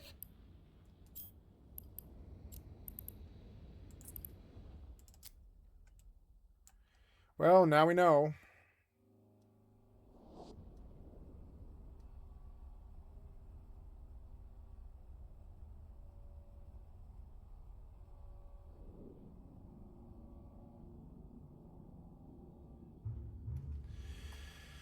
Yeah, maybe we should get a Vexer. I don't know.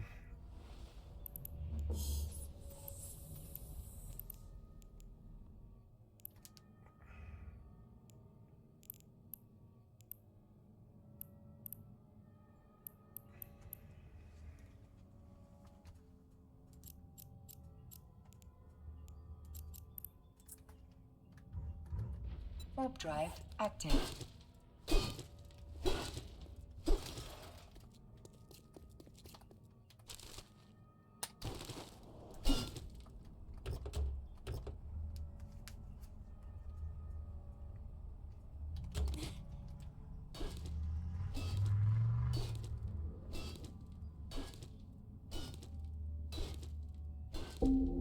Docking permission requested. Docking request accepted.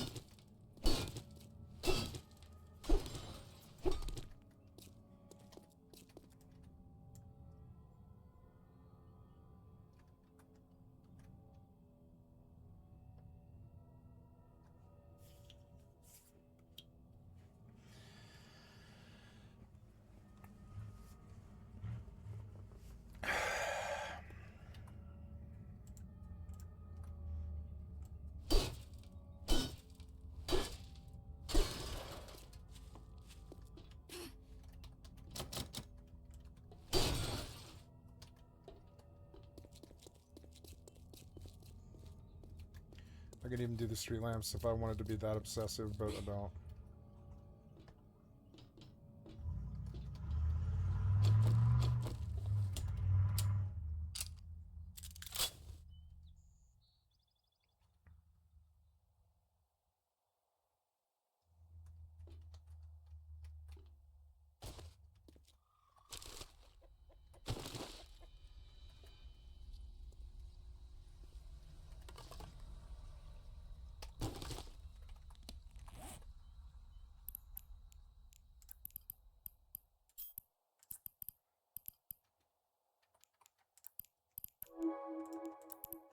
I have 12 billion ISK.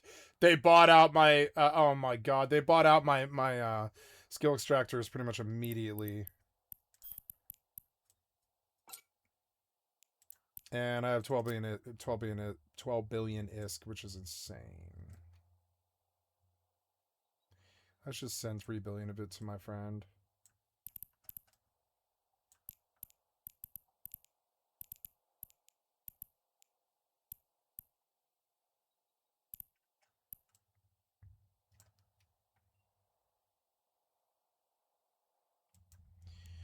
Do I have an Algos out here?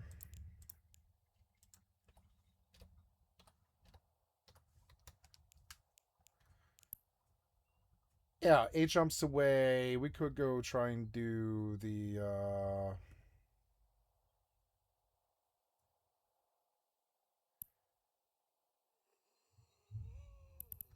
oops, that's not gonna sound.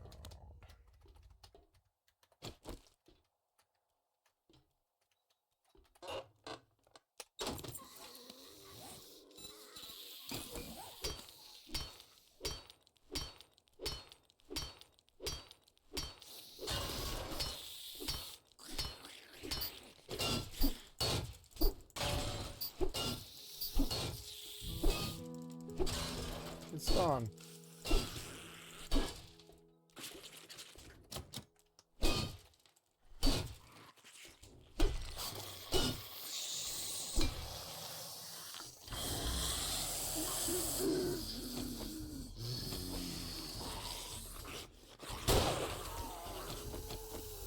Damn, I shot your ass. What you gonna do about it?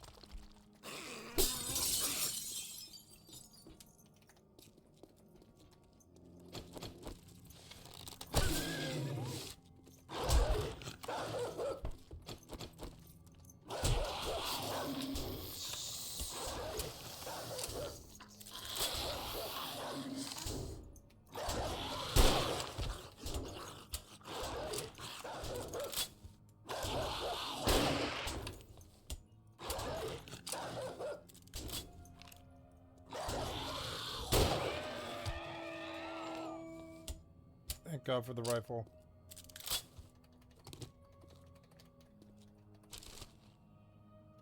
I caught an infection from the dog. I'm just gonna honey now.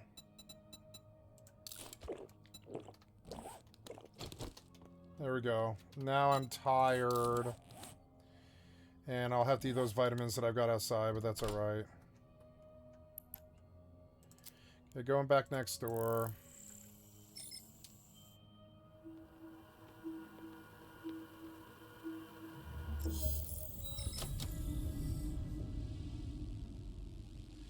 Here's an incursus.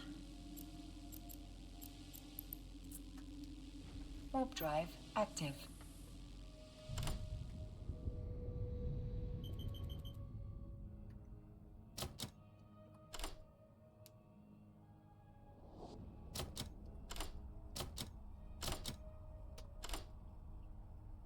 Three fucking lockpicks in a row.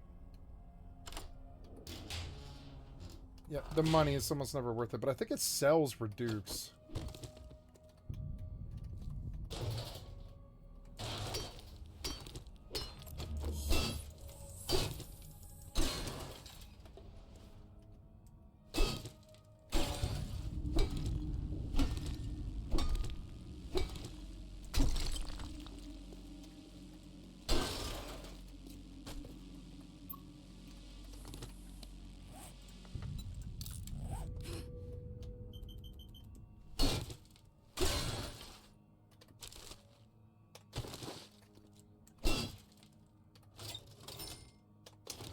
Dukes, not bad.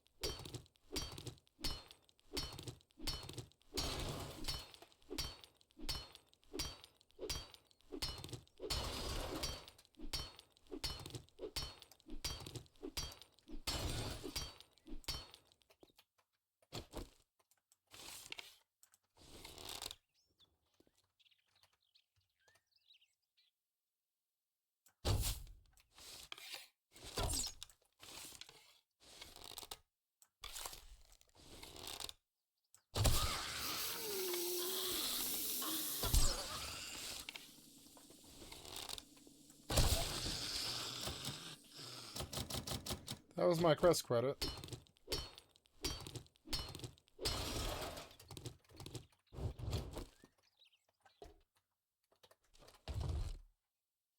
Ooh, lucky looter. 5 more lead and loot. Very good. Lumberjack boots. Very good. Where? Scrap these primitive shoes. Use. Take. Oh, am I out? Yes, I am, and I'm at the gate too. I need you to go to an anomaly. All the anomalies have been cleared. So go to a safe spot. Warp drive active. We will take a look at faction warfare. I've ran all the defensives in on a toe. Oh no, I'm in Sujarento. I'm in Sujarento. That's why. No, that's why. So Stargate. Go back to. No, I am in. But let's take a look at faction warfare. Factional warfare. Onato, Suzerento is a front line. Aranako, I'm in Onato. Onato is command ops. Aranako. Let's go to Aranako. See if Warp there's drive sites there. active. Wait, no. I want to go to Tenolan. Never mind. Go to Tenolan, the rear guard, because who cares? Warp drive active.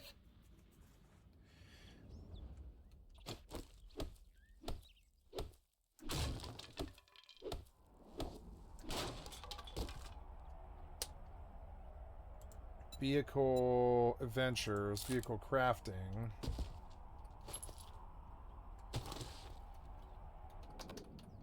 Oh, I'm full, huh?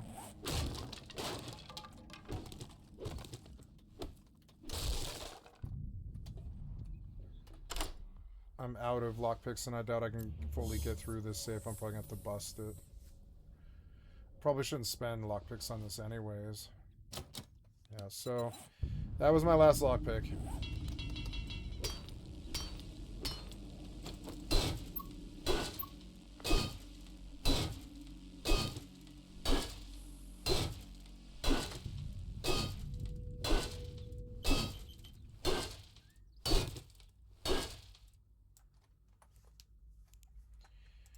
Okay, looking at this system, there's 2 in local.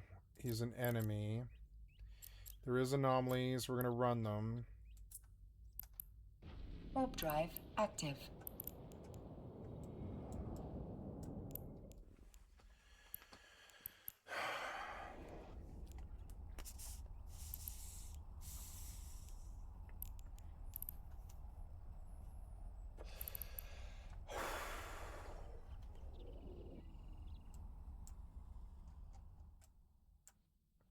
I should technically... Warp drive active.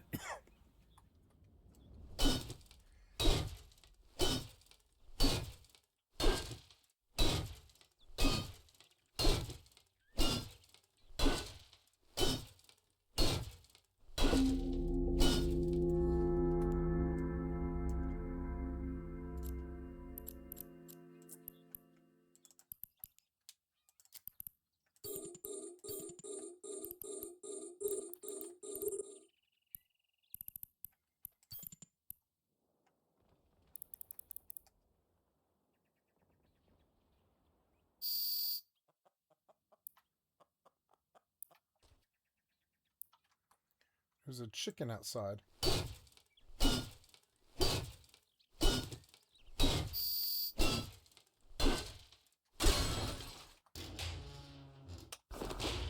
Level 3 baton. Why couldn't it have been a good weapon? Damn it. Well, I'm not switching off knives, so just bust that. Ooh, look, lots of magazine. Big hitters. Ugh. The tool side chest is good. Harvesting tools, those are good. So...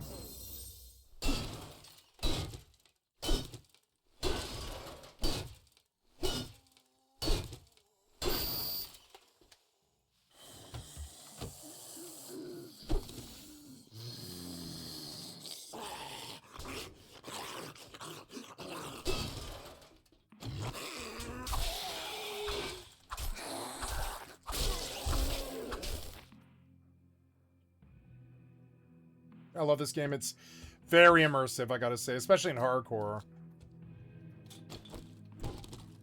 Anything could happen, so you really do pay attention, you know? Didn't get anything out that, huh?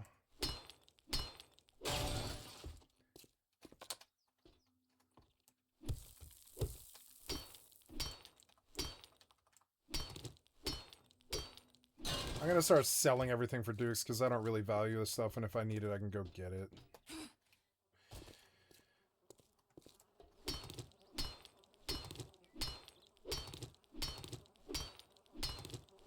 Okay. Just breaking everything else here.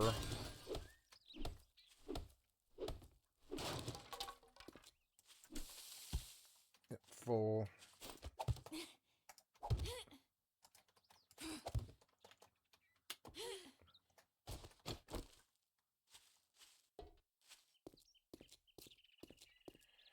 Okay, now we go out to the boxes, wherever those are. want to check that car outside the barber shop. That post office box might have magazines in it.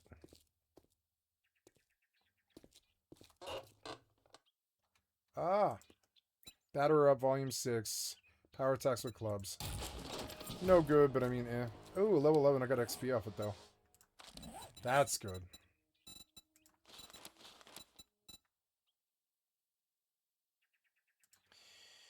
That one might be good, too, but I think I actually want, in Fortitude. I have 2 points, do I? Yeah. You gain more benefits from food. Oh, yeah, I want Iron Guts, so I guess I will work on Fortitude.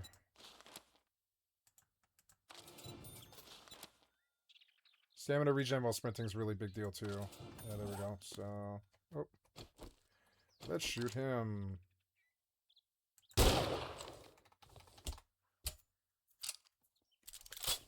What's my ammo at? 32. That's fine. I have lots of ammo. He's dead. He's dead? Yeah, he's dead. No, he's not dead. But he's hurt. We'll do one more close range shot.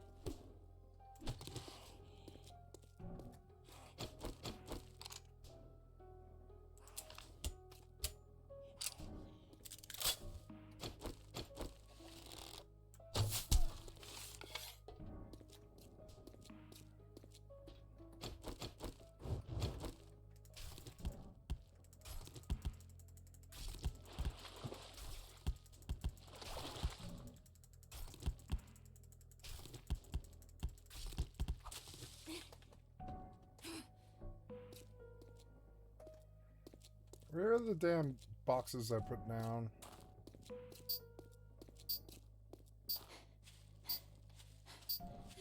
Wait, my boxes are gone, I think. I think it reset them when I did the fucking thing. Which sucks. Oh, no, there.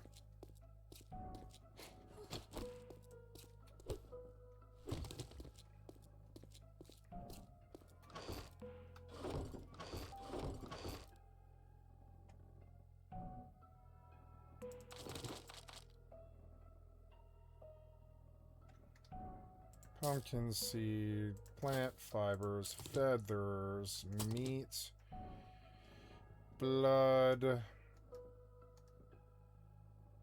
Oh, I could leave the storage containers here. Those are always replaceable. Blood bag. Cornmeal, nitrate, paper. Maybe I should. I don't know, paper. Yeah, paper is shotgun rounds. I'm gonna take the bullets over the paper, and I'll come back and grab this other stuff. But I'll just make sure there's nothing else. Yeah, I don't think so. Unfortunately. 8 empties, which is good. Oh, I need vitamins to get rid of this problem. I'm thirsty, but I have nothing else to drink. Oh, Forge Aheads. Nice. Workstation crafting skill. Oh, you have unlocked workstations tier 1 forge. Okay.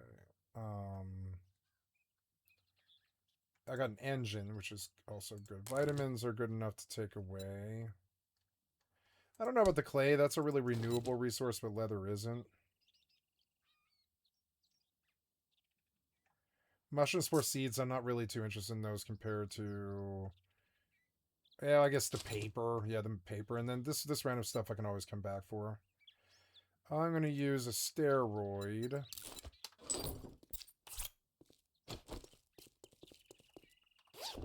Come on, something good. Duffel bags are good. Nice, but I don't have the room. Armor crafting steel spear parts I don't need, but the armor crafting kits are good. I'll leave the paper for the armor crafting kits. Oh, look, I can run... They improved adrenaline shots, which is good. Glancing in there, it looks like maybe there's loot. Yeah. No, just scrap it.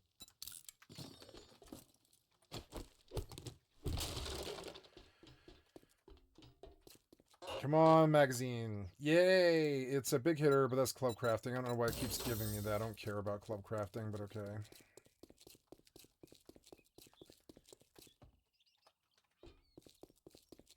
I've checked all these. Looks like there might be loot in there. The Hestnes residence. I don't see anything jumping out at me, so I'm just going to keep going. The steroids last 10 minutes, which is really good. Oh, all those chicken feathers and everything that I had. Son of a bitch, I left the chicken loot over there. And I have 10 minutes, I can go back. I think I can find it again, yeah. I'm running straight for it. Right, yeah. Is this right? I don't know. I think I'm kind of lost now, so... Oh, no, I see it.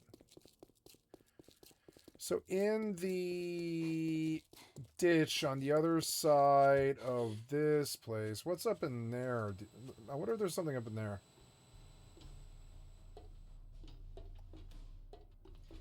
No.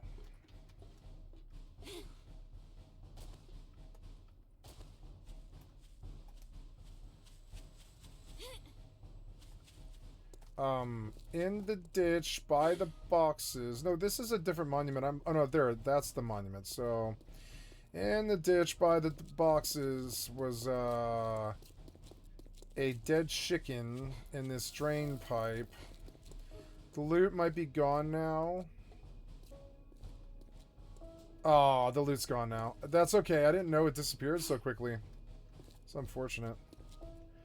Oh well, I got XP for skinning the chicken, and while I do need the feathers, I don't really care. No, I need arrow bolts. Arrow. Stone arrow. Make 25 of them, yeah. Okay, now we take the adrenaline shot and run home.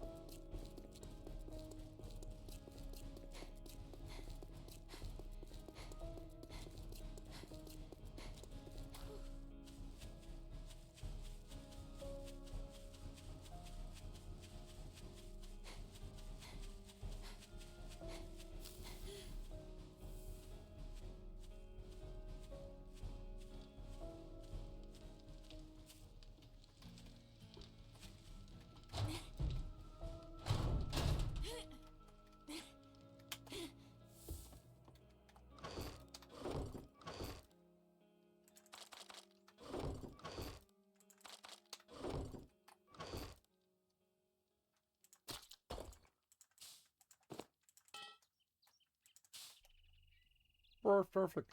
It was a good run.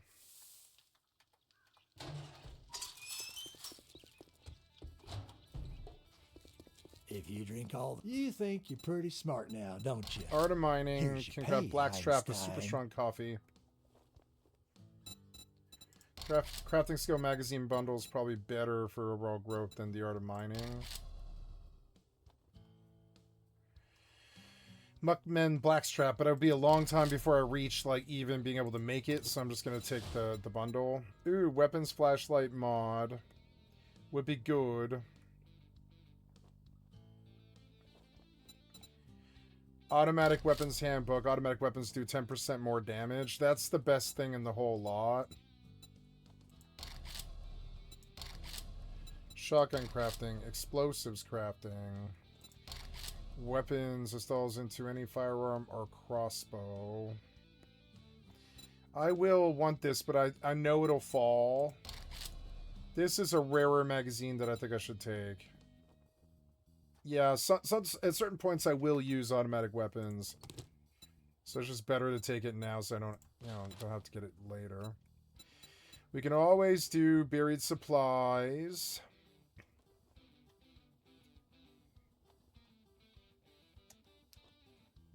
Here's a really close clear. Look, Blockhead, word I'm of gonna take that. advice. Next time, bathe before coming to a job interview. It's 8 a.m., which is good. We have time to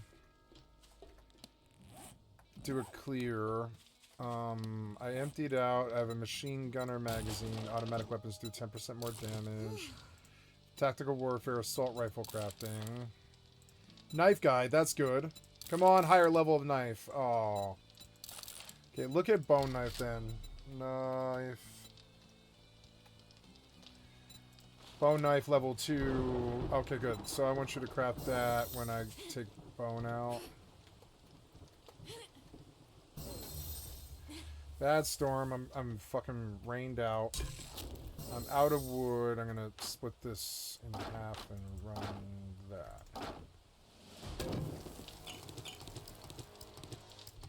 Lots and lots of eggs. That's good. Lots of water. Okay, let's get the water up.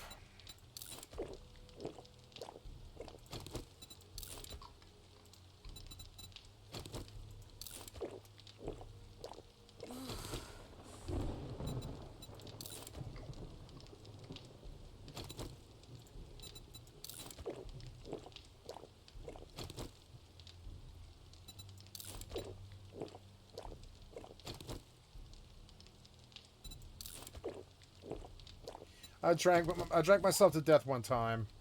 Gotta be careful.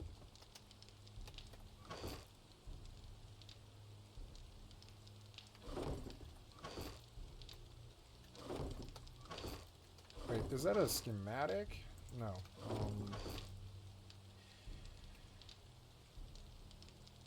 Okay, eggs and water. Oops. I am not shooting mobs. There is no one in local. I'm alone, which is very good. Where am oh, I'm into Nolan, am I? Where am I? To Nolan.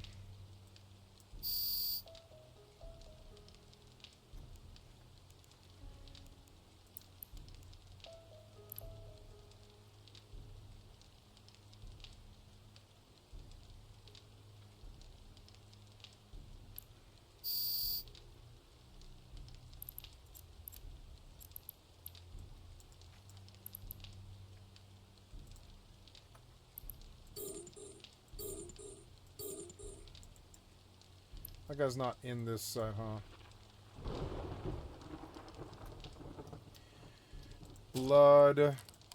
Painkillers do give you 40 health, which I didn't know. Like, so that's actually better than these bandages, essentially. The bandage is good for bleed, so I'll just click it in my thing. But these things will get my fucking health instantly, and I didn't know that. So painkillers are super fucking important.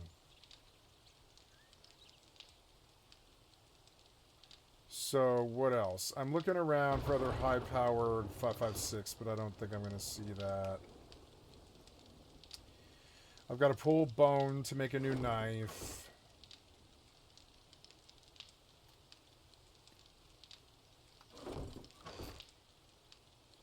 I know I had bone here somewhere. I know the bone's in this box, I'm just not seeing it.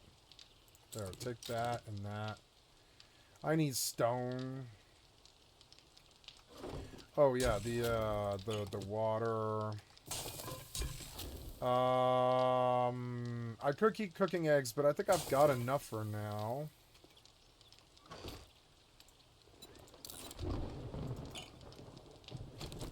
Storm sounds good. Don't see bone because my eye's just not seeing it. Bone. Bone. Don't see bone. Bone, bone, bum, bum, bum, bone, bum, bum, bum, bum, bum, bum, bum, bone, bone, bum, bum, bone, bone, bone.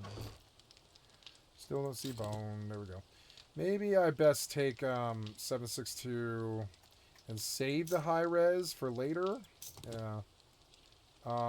We will make a bone knife level 2. I will pull the mod out of this, which is serrated. Switch out. Scrap. Mod. There we go. Then, I need stone, and any feathers, really. I don't know, I have 116 stone arrows. That's pretty good, but we'll make, the other, stone arrows that I need to make. Yep. And then, put this away along with that. No, I do want to keep some stone on me. I think it's actually good.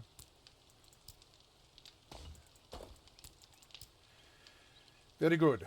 Now, okay, and I can handle bleeds. I can handle a lot of harm. I think it's actually better to use the bandages first than it is to use the painkillers, but I could use the painkillers. I can just go and click them, and I can be like, okay, painkillers will save me. They're instant heal.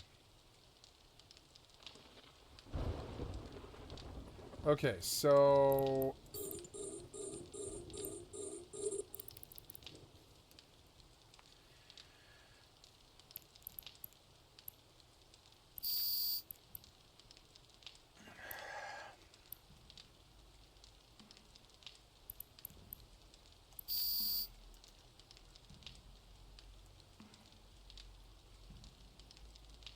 empty jars.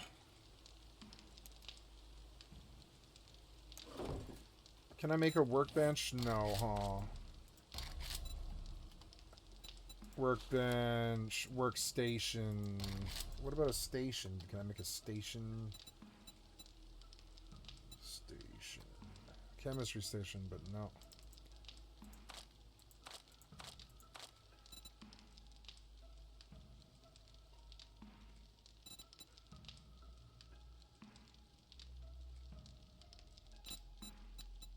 Steel storage crate. I didn't know they made better ones.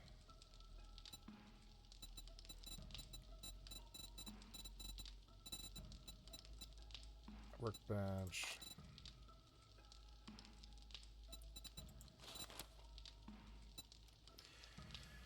I should maybe eat something.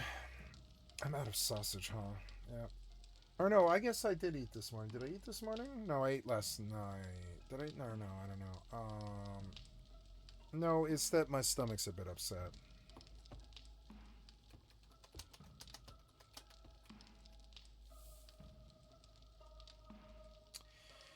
Okay, I think I'm ready to go. Let's go to this close by thing. I wish I still had my adrenaline shot. Look, this is my next door neighbor.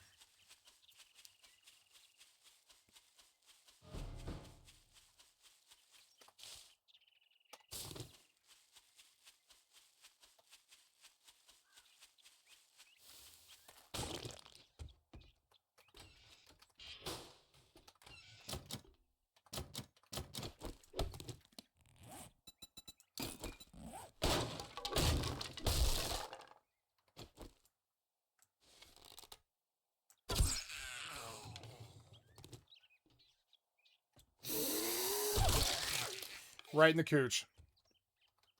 I didn't make the game.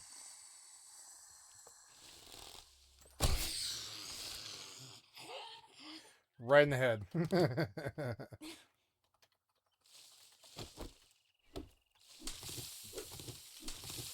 Ooh, yucca and corn plants.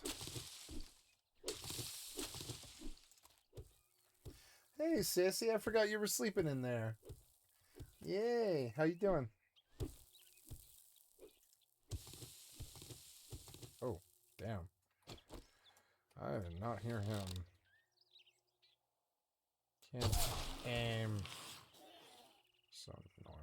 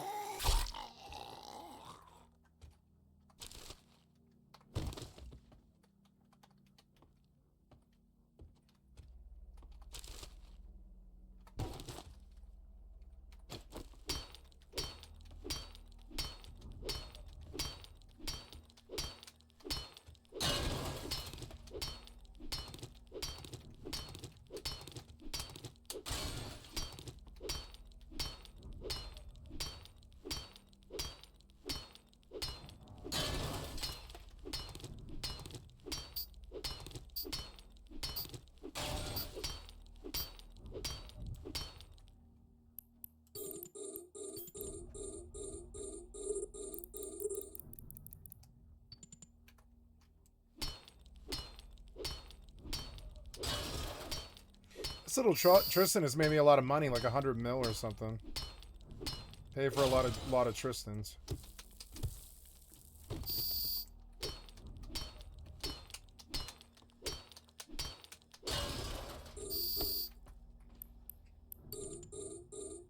To give the command to a drone requires you to have an active target.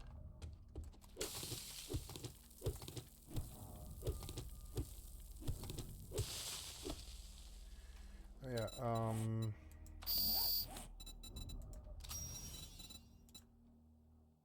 craft shard meat, use shard meat. Drink water from lake.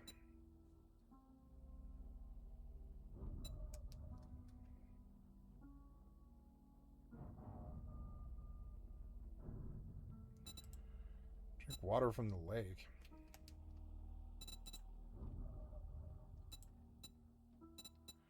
Kill 5 zombies. Craft the farm plot block. Have some charred meat, huh?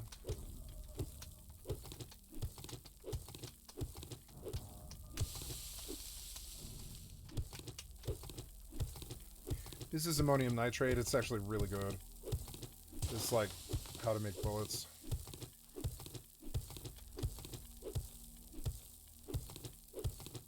Or explosives, I mean. No, it's bullets, I think, actually.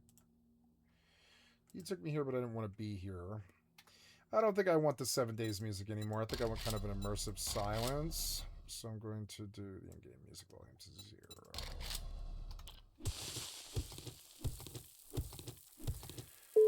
He invested in new drive taking over the right.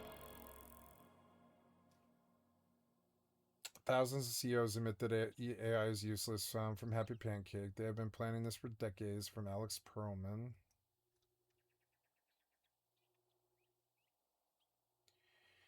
May Day rally in March to Northwest DC.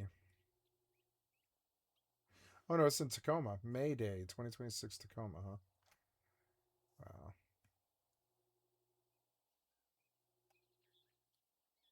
A dark fantasy open world dungeon crawling RPG, Wild Heart.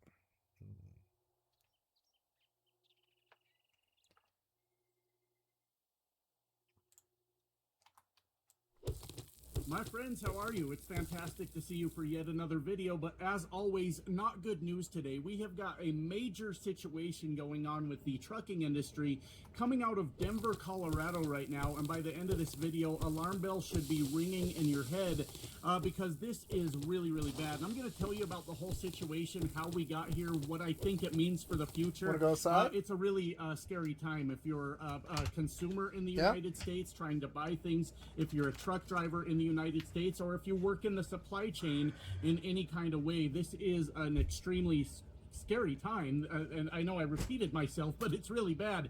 Anyways, we'll have to sort of try to get to the point, but I wanted to sort of talk about my predictions earlier last year after the Liberation Day tariffs and sort of what happened and why I think what I'm witnessing today is a very, very valid opinion of what's going on. You know, I don't like to sit here and toot my own horn, but I'm always in this truck by myself, and somebody's got to toot the fucking thing. So we'll talk about all my predictions and how they came true. And I'm not saying that I'm like Nostradamus or anything. I'm just a guy that pays attention to what's going on around me and recognizes the patterns. So maybe Jostradamus, get it? I like that he's talking about Denver, so I'm going to like and sub to his channel.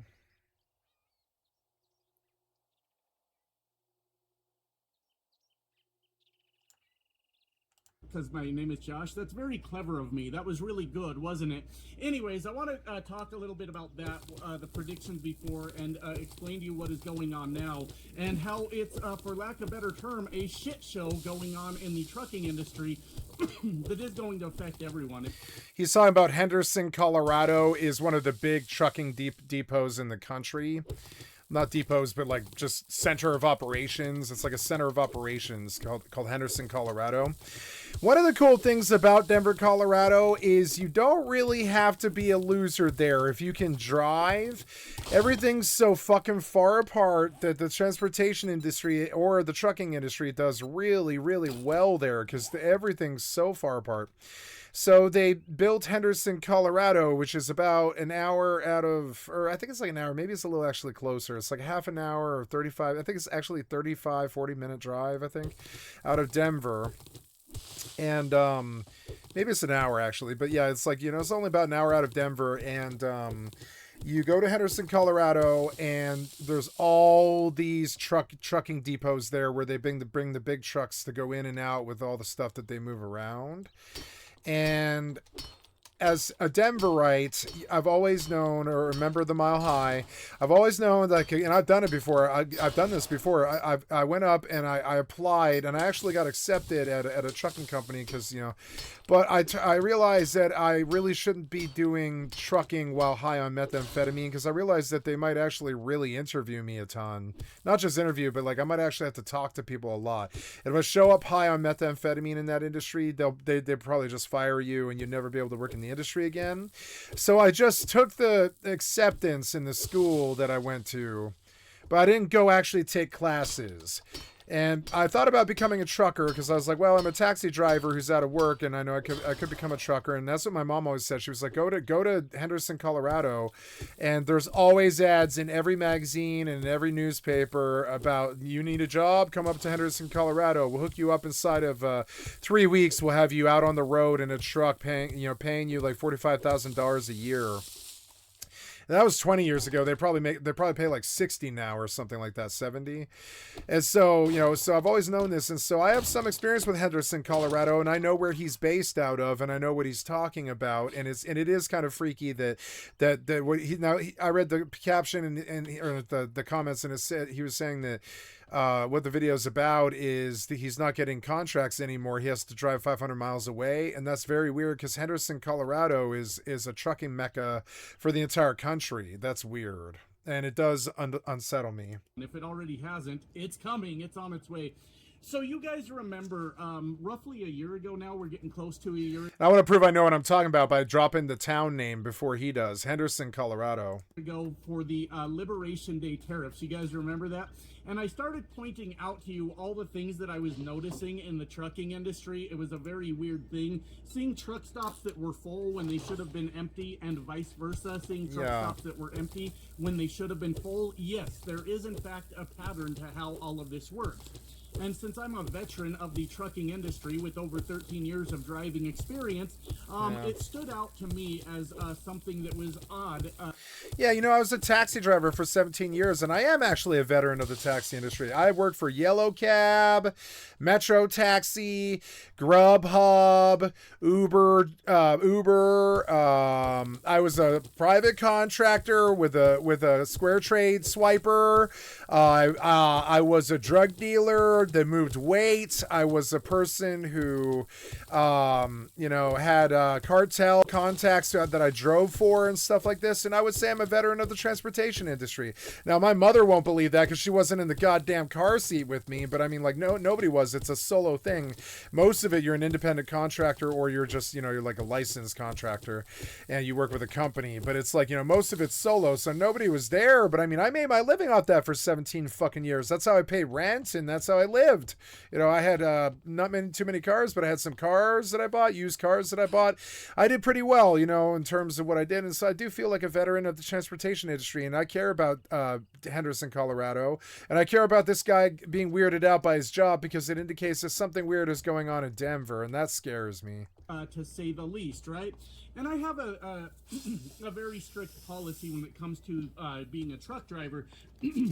And that is, I never lie to myself about what's going on. Yeah, like there's in the transportation industry.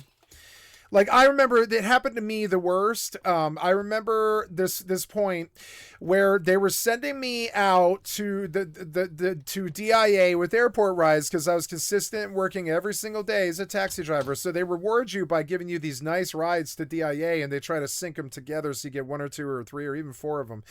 And they used to pay me like, it was like $100 because they would pay like 6. Well, that's not like 100, but you would make that much sometimes. Like, they know that they're going to be tipping because they're taking a taxi to the airport. That's 26 miles away. At 26 miles, now the average taxi meter back then ran at $3.75 a mile, or like $4.25 depending on the company, something like that. So yeah, it's like $4 a mile. Most people only go like 2, 3, 4 miles, something like that. But some people take a 26-mile ride to DIA. And like at $4 a pop, that's a pretty penny. It's like it was like $3.75, so it's a little bit less than that. It was like $3.25 when I started. It was like $3.75 when I left the company, and it would be like $90 rides out there to DIA. And after a while, 2 things happened. Well, 3 things happened. We know what happened too. So I'll talk from both sides of the parties that are opposing that caused this problem. But suddenly the airport rides were way less as a taxi driver. They just wouldn't come through for any of the guys. And so what you would do is you would drive the 26 miles out on their propane gas, which is cheaper, and you would sit there at the airport and wait 3 hours for a ride back for $75, because that's a pretty good pay for one ride. And if you get a couple of them, you made $300 or $400 in a day. That's like somebody's week paycheck. That's like a paycheck for some people. And so it is a good lucrative industry if you know what you're doing, but you follow the sports events and you show up at the amphitheaters and you do the musicians when they show up, and you do the downtown events. And if it's a holiday, you have to work it. It's so much money on a holiday. If it's, like Christmas, I had to work Christmas and New Year's for like 17 years and shit, because it's just so much goddamn money. And it is sort of a lonely life. And so, it's, you can make $1,000 to $2,000 on Christmas Eve, or like New Year's, especially New Year's Eve or St. Patty's Day. Day and shit like this, because there's all these people moving around. They want to pay you $100 to get where they're going fast because they're drunk and they're in a hurry, or they're going to some event or something like that. And you can make a lot of money, and because you show up fast, they tip well on a holiday and stuff like that. And so if it's like a $50 ride, they'll give you an extra $40 because they're just like, oh, Merry Christmas, thank you for picking me up and taking me 10 miles. It's okay, no problem. And so you chain for 26 hours. You chain Christmas at the start at like 4 in the morning on Christmas Eve. You start then and you go for 26 hours all the way through Christmas Day till like 6 in the morning or something like that. And you do make like $1,000. You'll make like a whole paycheck in a day.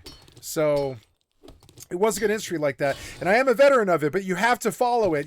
When the musicians don't pull the interest that they used to, or that band doesn't pull the interest that they used to, you're not going to get any business at the amphitheater. It's kind of crazy, but it is true. But if it's the Grateful Dead family, or say Dead Family is what they called it, or if it's like, if it's one of the bigs like Rolling Stones, you can kind of count on it being really big. So I knew all the bands, and I knew who was going to pull weight and when to show up and when not to. I did airport rides in both Denver and Boulder and Bellingham. I did airport rides to SeaTac, and they used to pay me a lot of money to go to down. This is landing clear, huh? Or near, I mean, it is near. So, yeah, I took airport rides to SeaTac. It's the middle of the day, so I'm going to go take care of this right now, and I'll come back to this because I can leave with this loot, I think. No, I'm full. So, wear this. Yeah, and then scrap that one. Tattered glove liners, yeah. So... and maybe I should just finish the event, actually, is what I'll do, because I'm done in here. I think I've got everything that's of value.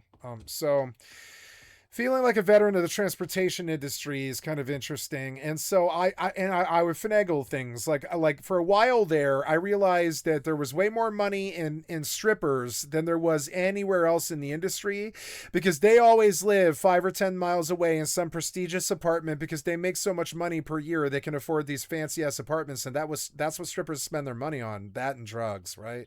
So strippers are really good clientele. And so I worked Westside Denver at night because I was a night owl, and I just happened to pick up the right stripper one day. I ended up dating her for 2 years and 7 months. That's my ex Monica. And Monica introduced me to all the girls at her job at the Players Club. What is it at? It's like 40th and Federal something, I believe, 43rd and Federal, something like that. And so I was in and out of the Players Club every night, and she introduced me to all her friends, and I had her give out my blue business cards, and I've still got them sitting there right there by my door. I've got 2 sets of business cards for the 2 sets of businesses that I built. I've got a business card for my stream, which I really love. And I've got a business card for my taxi. I've got old business cards for my taxi business where it's like a yellow card on the front and a black card on the back. And it's got my name and my number, all this stuff. And I handed out 10,000 of those cards. So 10,000 people have my personal number. They don't call me because they know I haven't been in the business for, 10 years or something. But I did hand out my personal number. I haven't changed it to like 10,000 people. So I'm very good at blocking calls, for a while there. And I was also a drug dealer, and I didn't use my personal number for that, but I mean, etc. So people knew my number, like 10,000 people have my number or something, and they don't call because I'm out of the business, but they used to. The phone used to ring all day long, and that's attractive to girls. When you're a dude and your phone is ringing all day long, like hot girls gravitate to you because they're like, wow, you're social, you have lots of connections, your phone's ringing all day, and they want to give you money and all that stuff, and that's an aphrodisiac for women. They really like seeing that. It happens with rock stars and transportation industry people and big wigs at companies and stuff like this and executives and stuff. That's a natural aphrodisiac to women because they're like, wow, you have social interest with a lot of people. They're calling to offer you money. You have to give them a trade or service in return, but the money that you make is fast cash right then that day. It's not like I have to wait for a paycheck. They hand me $100 cash on a credit cash on a credit card or just cash itself. And usually cash. I usually require cash. I'll run cards, but I don't like it. And I'll tell them I don't like running cards, but I would prefer cash, but I'll run a card for you if you need me to. Yeah. And so, yeah. And so I became a veteran of the transportation industry. And I watched the taxi business crumble. And this is because Uber came and stepped to the block, and Uber was selling $35 airport rides and that was half what the taxi drivers made, but they had all the airport rides, right? And so I was hanging out with these Ethiopians on the corner down at the hotels downtown, because that's the kind of stuff you do as a taxi driver. You hang out outside expensive hotels trying to catch rich clientele going to the airport and stuff like that. And so you're standing around all these minivans, and it's minivans. You would think it would be taxi cab sedans, but no, it's minivans, and all these minivans line up outside the hotels, and they're big because they need to be able to take big parties of people to the airport and large amounts of luggage if rich people are traveling with luggage. So if you're smart, you have a minivan. I rolled around in a minivan because I need to be able to take every single clientele out there, from mothers with strollers. You see, I'm a veteran of the industry, from mothers to mothers with strollers, to a group of kids going to a soccer game, or 3 or 4 people going to an airport with 4 sets of luggage, or a couple going to the airport with a big set of luggage, that kind of stuff. If you have a sedan, you can't fit all that in your trunk without really trying, and you got big trunks in a sedan, but you can't actually like move people the way you can in a minivan. So real taxi drivers travel around in minivans, which frankly doesn't make you look very cool. You look like, usually it's a foreigner. If you're not a foreigner, you're a white guy sitting in a minivan, which is always looks weird to people, but I make a lot of money doing that. And so I learned that there's several ways to look at the job. Like for a while there, I was a drug addict. So what I did was I did voucher rides, and they just paid me $10 an hour to bring medical patients to their destinations. And those don't tip because it's a medical ride. You're not going to get a tip from that, but you can make your solid, whatever it was. I think I made it was $15 an hour. It's like being a waiter or something like that. But if you don't feel like working very hard, and that happens some days, you're like, oh, I'm hungover, or oh, I got a girlfriend in the car, or oh, I got to pay for a motel, but that's all I have to do is pay the motel. I don't have to do any more work than scrapping up $60 and paying for the gas and the upkeep on the taxi rental. So some days you don't really want to work that hard because it takes so much fucking energy to do it. You're out 60 hours a week. So some days you just want to do a $60 day and leave because you're just like, no, this shit drains me way too much as it is anyways. So you're up late at night if you're smart, because there's more money at night and they tip better at night, and it's easier to meet girls, and it's maybe more business. There's maybe more business there is. The most business during the day is from 5 p.m. until 3 in the morning, and they do their drunk ride of shame at 2:15 in the morning out of the bar, and they're sleeping with somebody that isn't their spouse or whatever the fuck, and that sort of stuff. But yeah, that's the big hours. So you do have to work those hours no matter what. So, but it's up to you whether you work from 9 till 2 in the morning or from 7 till like 10 in the morning or something like that. And I worked from 7 till 10 in the morning, almost every day. It was kind of crazy until I was exhausted. And so, and being I can prove that I am a veteran of the transportation industry. And so when Uber started selling airport rides at half the price, because they don't charge per mile, they charge they do, but they don't charge as much because it's just different.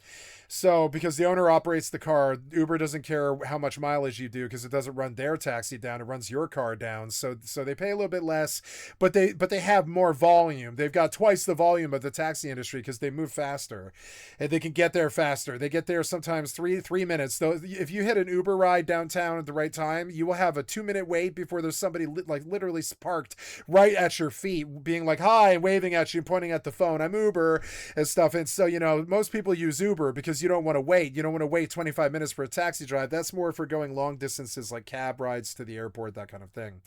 So I love talking about the transportation industry because it was my job for 17 years until I retired as a drug dealer. Basically, it's insane, but and I did go that far with it. And I was a drug dealer using a taxi cab for like 7 years to conceal what I was doing. I used taxi cab or Uber sticker cars with big Uber stickers on them to show people I'm an Uber driver with an Uber light or a Lyft light on the front right. And they know I'm an Uber driver, so they know I'm not high because I'm licensed by Uber or whatever. And the cops like you because you get the DUIs off the streets. So I've never been pulled over in a taxi cab, and I speed all the time, 20 miles over when I'm in a taxi cab because nobody fucks with me. It's also a license to speed in some ways. Taxi cabs are allowed to go faster because everybody knows it's your fucking job.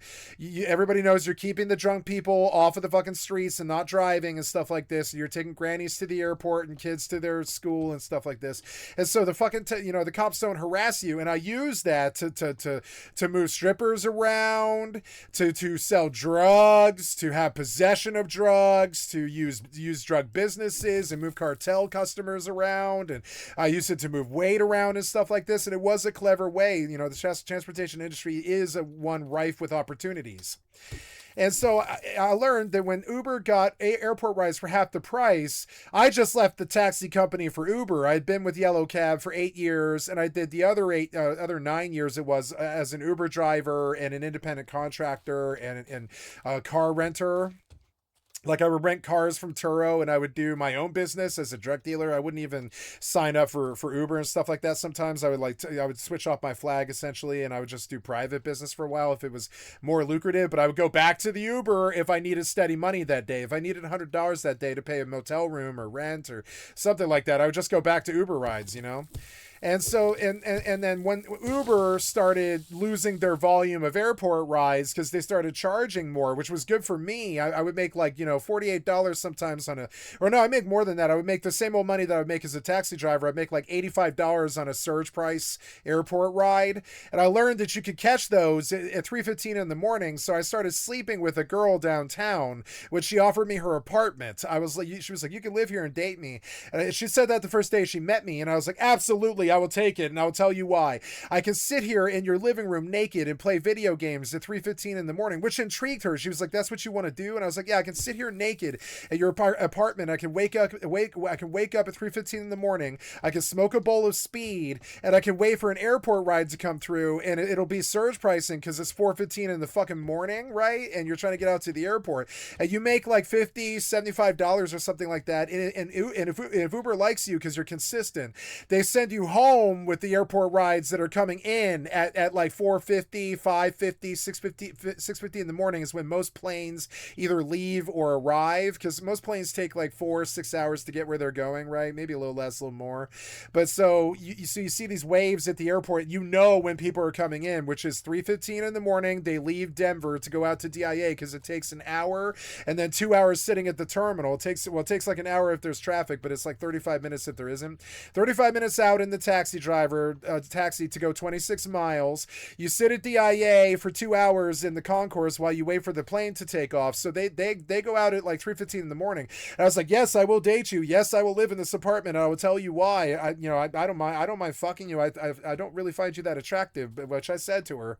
I was like, I don't really find you that attractive. You're not my type. It's kind of a surprise for you to go for me because you're not my type of girl usually. I usually go for really, really supermodel hot, druggy, crazy psychos. And while she was a druggy, crazy psycho, she wasn't supermodel hot. And I told her the whole time I was with her, I was like, and I was rude to her about this. I was like, you're not the one. You know, I will never marry you. I'm with you because you're a really good girlfriend. You're not really like marriage material for me. You're codependent on me, and you're doing drugs with me. So we have a bad relationship. We're like meth friends, and we're bad lovers and stuff, and we have bad romance. So I just left her like 5 times. I didn't really think it was going anywhere, you know. And I was in love with Cloud Candy at the time, and all this stuff, and it sucked. And I met her before I met my ex H. And so, you know, so that was interesting. So then I experienced a big rush in my life where I was suddenly making $200 to $300 a day because I was getting up at 3:15 in the morning and I was running 2 to 5 airport rides from 3 in the morning till about 10 in the morning. That would make me $240 somewhere around there, maybe $180, $240 somewhere around there. You catch about 3 to 6 rides over a 5-hour period, and they take about an hour each, something like that, a little bit less, maybe 50 minutes if you're lucky. And so you try and cram them in, and by 10 in the morning, you've cleared $300, and you go back home, you're done, you left at 3 a.m., you get back home about 10:30 after the rush is over, you fuck your girlfriend, you smoke speed or weed or whatever, you play video games for like 5 hours, 6-7 hours, or sleep, hopefully sleep, right? If you're tired enough, you sleep from like, you know, 11 a.m., and that's when you actually sleep. You sleep from like 11 or not, that's not when you actually sleep, but you go to bed at like 9 p.m. and you sleep till 3. But yeah, and so then you wait for the prime time rush. You go out at 4:30 in the afternoon and you run the prime time rush from 4:30 till about 8 p.m. They call it rush hour, right? You run rush hour and you help people move around because it's a lot of business, a lot of volume. You move like sometimes 3 or 4, $10 to $20 rides in an hour. That's pretty good. That's like $80 in an hour. That's $80 an hour, And I am a veteran of the transportation industry and the taxi industry. I've got my herdic license like 17 times. You have to go do it every year. You have to go get a physical every year if you're a taxi driver. And they get you to turn your head and cough and stuff like this. It fucking sucks. I've had 17 physicals. I've had I don't know how many drug tests. I've had like 15 drug tests or something like that, but they warn you about them at least. And because you're an independent contractor, you don't get they can't drop a drug test on you unless they're worried about your license. But they do have to do it by law every year. So they do it, but they tell you when it's coming. So you stay sober for 3 weeks before or 4 weeks before, and you show up with no marijuana in your bloodstream and stuff. And so yeah, for 1 month a year for those whole 17 years, I stayed sober because I knew my drug test and my physical was coming up. Stuff like that. And the truckers all do this stuff too. The truckers all run with strippers and lot lizards and stuff like this. They all have weird opportunities along that. They're all probably smugglers in some way or other form. They move stuff that the company doesn't know about. They take private contracts. They move people in the truck that the company doesn't know about. They do things in the truck that the company doesn't know about, like drugs and sleeping with lot lizards and stuff like this. And so truckers often relate to taxi drivers because the industry is fairly similar. It's just taxi drivers stay in the city. Truckers move nationally. So I went out one day to Henderson, Colorado, because I was like, I don't really see the difference between being a taxi driver and a trucker, and I've been a successful taxi driver. Why not get a lot more money as a trucker? Because truckers start off at like 38 to 45 grand, but if you stay with it and you do it for 20 years, the good ones at the end, like when they're like 60 and they're older and they're drinking too much coffee to stay awake and stuff like this, they're making like $175,000 a year, and they own their own rig, and they do private contracting to people, and they do the big loads that matter and all this stuff, and everybody knows they're dependable and they're not going to be late, so they make more money, right? Being late in the transportation industry is like a killer. It just kills the company and it kills the trucker.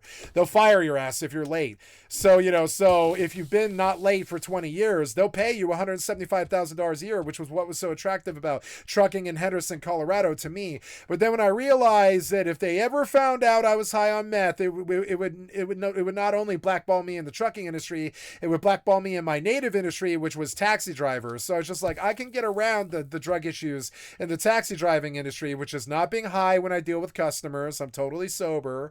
And then knowing when the drug tests are coming, right? But truckers, they pop drug tests on you without warning until you're a private contractor. And even then they're going to want to know that you've done a physical at least once a year.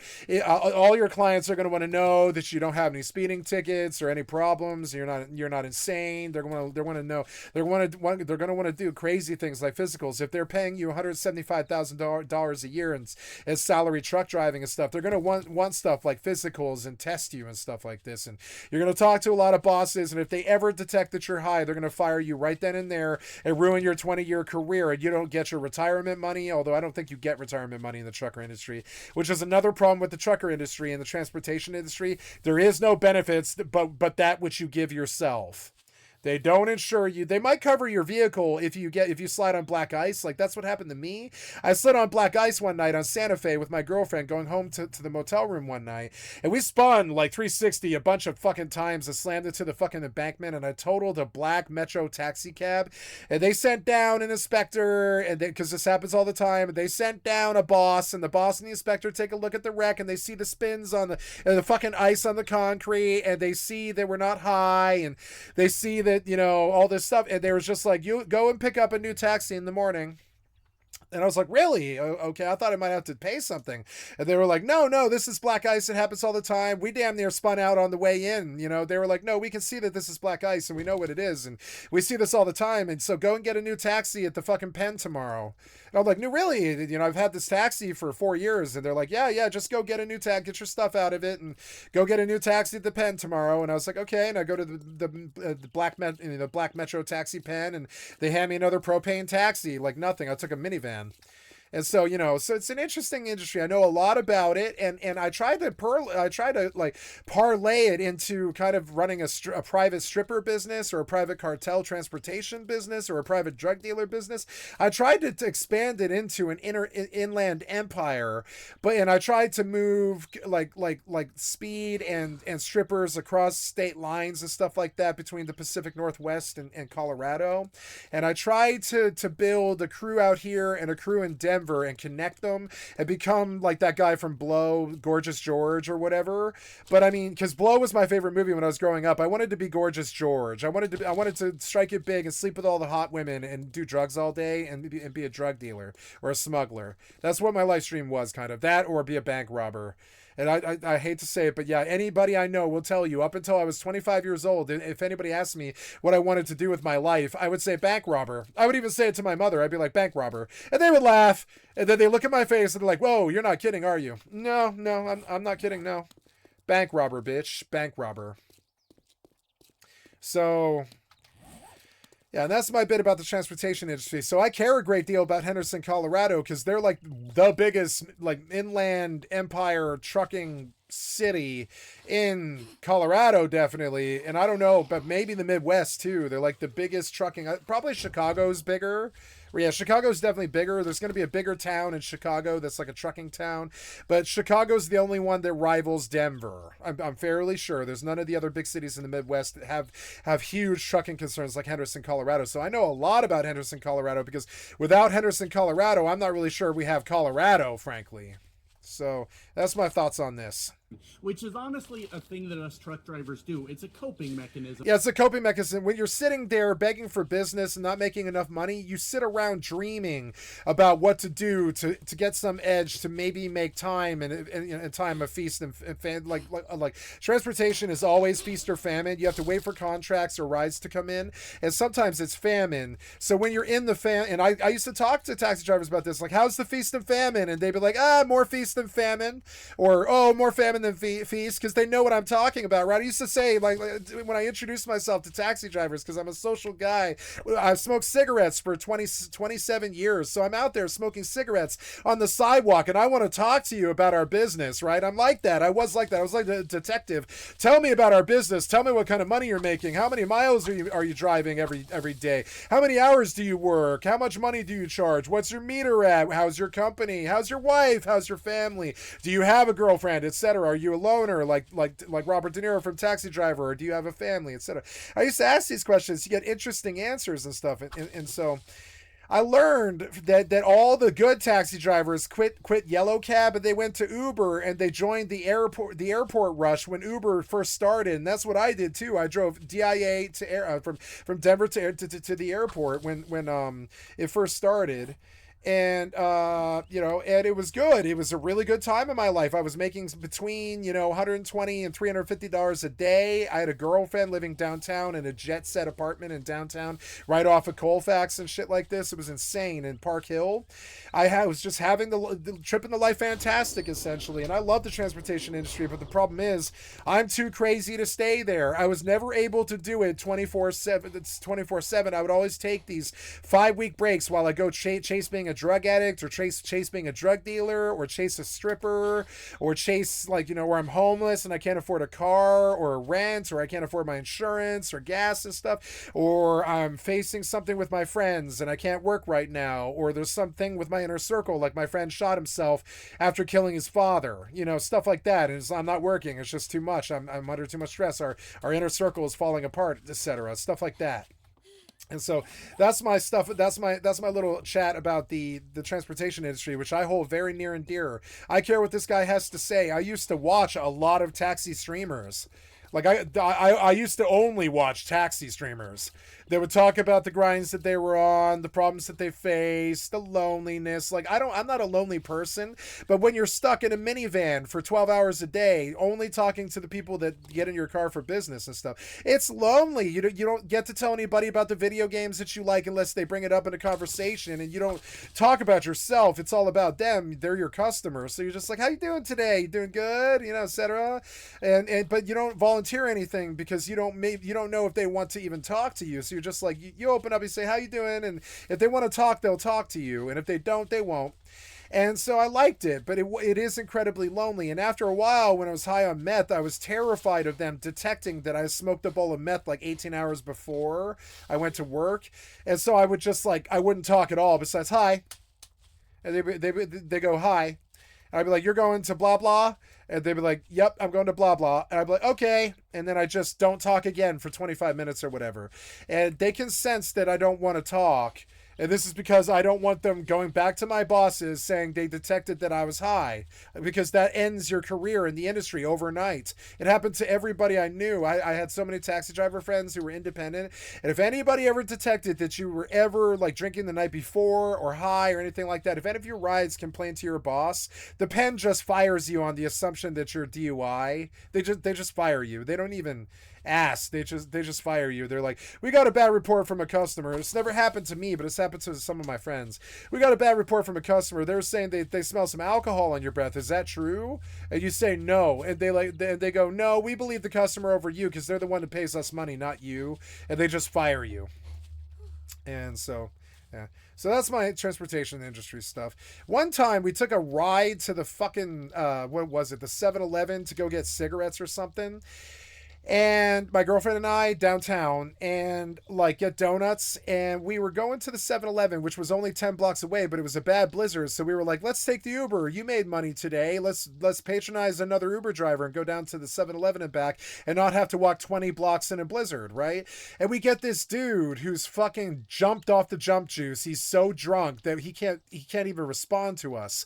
And he's driving Uber and he's high on heroin. You can hear it in his voice when he talks to you.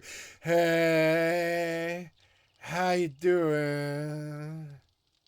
And you can tell he just shot up before he picked you up in the taxi cab. And you're like, what the fuck? We make it 3.5 blocks before I'm like, dude, pull over. And he's like, why? What? What's going on? He's startled. He's like, what's wrong, bro? And it's like, pull over. Just pull over. And then I just get out. I get my girlfriend's hand. I don't tell him why. I just shut the door. And I say goodbye, right? And I say, and then I end the ride, right? Because it's an Uber ride. You can end the ride. You're like, I got out of the car and I ended the ride. I call Uber because I know how to do that. I've got the phone number in my fucking car, and I say, I just took a ride with this and this driver. He was 3 sheets to the wind, drunk driving. The cab stank so bad of goddamn alcohol. He must have been drinking in there like a bartender. It was insane. And on top of it, he was high on some kind of opioid and damn near nodding out at the wheel.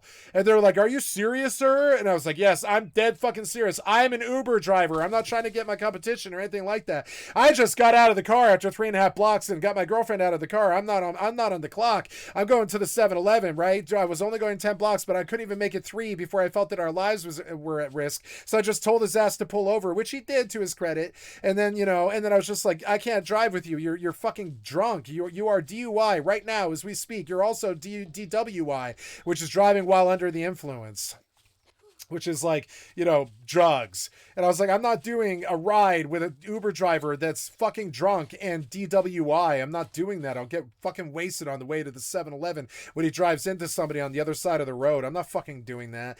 And that's the worst example of the transportation industry I ever saw, except for when I started, the first question my boss asked me, my first taxi driver job ever was in Bellingham, Washington. And the first thing my boss asked me is, hey, did you hear about that story 3 weeks ago? And I was like, no.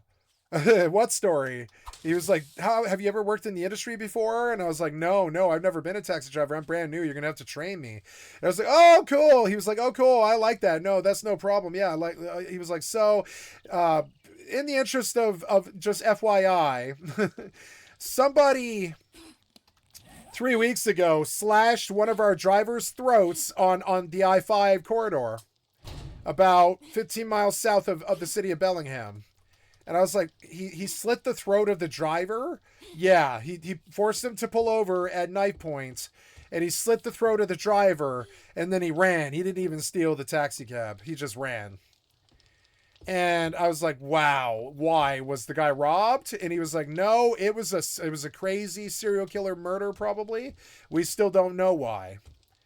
And I was like, wow, that's the first story that you tell me? And he was like, yeah, that's the first story that I'm required by law to tell you, is that somebody at my taxi pen was murdered 3 weeks ago on the I-5 corridor by a customer. And I'm now basically morally obligated to warn you that that happened, because if I hide it, it's bad business practice. And I was like, okay, no problem. Yeah, I see what you mean here. And yeah, so that was that. And that's the darkest story I can tell about the taxi industry, short of there was a rapist that was having me bring his rape victims to his hotel room, and I narked that guy out to the DPD. That's the Denver police, and they wouldn't bang him because he was out of jurisdiction. And that's the darkest story that I can tell about being a taxi driver. That's the sort of stuff that you might see. Also, that guy was a source for my partner. So she continued to use him, even though she knew that he was raping all of her friends, because there was so much money to be made that she couldn't not use him. Which is often what happens with Jeffrey Epstein type rapists, is they have so much money and opportunity around them that nobody ever faults them on their bad behavior. And that hotel guy, we called him Poncho. Oh, no, I'm sorry. This isn't Poncho. Poncho was a good guy. I'm talking about, oh, God. I mean, we called him Hotel Guy. He lived up in, what was it? It was North Glen. He lived, no, it wasn't North Glen. It was some city that was like kind of a longer drive, like 40 minutes. And I can't remember where he was based out of, but he lived in a hotel in a city that was kind of far from Denver. What was it? It must have been North Glen, I guess. It's the only city that comes to mind. But yeah, he was like in North Glen, and he was having me drive girls like 45 minutes to his hotel room. And then he would have me sit there for 2 or 3 hours, and he would pay me to do that. He'd be like, would you sit around for $50? And I was like, yeah, I'll sit around for $50. No problem. And I didn't know what he was at first. So I sat around for $50, and he would always have me come up to meet him when I did the business. He was like, no, come up with the girl. And I did. And I would meet him, and he was a nice guy, but he was a fucking psycho. And I could tell he was a psycho. I could tell he hadn't left the hotel room in a long time, for one thing. And so, etc. But then he would have me pick up the girls like 5 hours later, and they were crying, and they wouldn't tell me what happened, and they were scared of him. And they wouldn't open their mouths, and they wouldn't ever tell me what happened. And you just have to make the assumption, because the girl's crying these terrible, racking, coughing, crying, like the worst thing that's ever happened to her had just happened to her, kind of crying. And you say, "Are you okay? Do you need me to take you to a hospital, or like, do you need some help? Do you want me to contact a family member or anything like that? Are you going through a bad day? Does something bad happen?" And they're like, "Yes, something bad happened. You brought me somewhere really bad." And I was like, I'm sorry, I don't know. I'm just a taxi driver. I bring people where you asked me to pick you up. You called me and asked me to pick me up. I'm so sorry. And they're like, yeah, something bad happened. And that's all they'll say. Something bad happened, right? And I saw this like 5 times before I just narked the guy out to try to get out of a charge. I was like, oh, I've been pulled over. I never would have dreamed that would have happened. I got busted for less than 2 grams. And 2 different substances of less than a gram of EE each. And I was like, I want out of this because it's going to crumble my business, and I'm not going to be able to drive Uber anymore if I get convicted of possession. So I was like, I want out of this. I'll trade, and I'll sell you a rapist. And they were like, okay. And then they wouldn't take it because of jurisdiction. They wouldn't take him. And as far as I know, that guy he probably isn't, but as far as I know, that guy was still active when I left the scene 3 years later. Fucking disgusting. I did what I could do. I alerted the police. I told them, I was like, I'm a taxi driver. I bring girls to this drug dealer's hotel room. They come home crying like the worst thing that's ever happened to them has ever happened to them, and they won't tell me what happened. And I don't have like direct proof, but one of the girls did tell me what happened because she's a friend of mine, and you could probably, subpoena her. And they were like, great, sounds like an open and shut case. You're basically an amateur detective. We'll do it. So they made me wait 6 months of suspense before they talked to me. And when they did, they were like, get the fuck out of our car. The minute that I said Commerce City, they were like, nope, that's where he was. He was in Commerce City. I'm sorry. He was out in Commerce City, which is not that bad of a drive. It's like 35 minutes, something, 30. Depending on traffic, maybe 40 if traffic's bad, right? And so you go about 35 minutes out to Commerce City, which is, down I-70 to the Commerce City corridor. And yeah, and he was living in a hotel out in Commerce City. That's where it was. And they were like, no, we can't do Commerce City. What the fuck's wrong with you? And I was like, oh. And they're like, get the fuck out of the car. Enjoy your charge, son. And I was like, oh, really?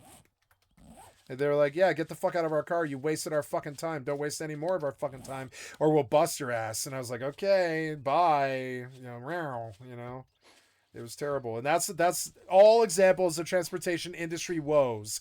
I know a lot more about the transportation industry than this scrub does, and he really prides himself on it. But I've gone further with it and made more money than him. Right? And I understand that. I know that coping is used as like a negative term. It sounds like I'm bragging, because I am. I went further with it. I'm proud that I went further with it. I went further with it because I was very smart at it and good at it. I made a lot of money hustling and stuff, and yeah. So... oh, I've got to break this because it blocks me from getting in my base. Okay. So I don't think I want to block there. I think I want to block there. I want to go blurg, blurg, blurg. Let's see if that works. I don't want them getting in through this hole. It's got to be small, like 1 cube hole, or they'll get through it when they walk on top of each other. And big swarms come to your house when you're not planning it, and that's very bad. It could wreck your base. So, but I mean, all the bases are stone. I don't have the materials.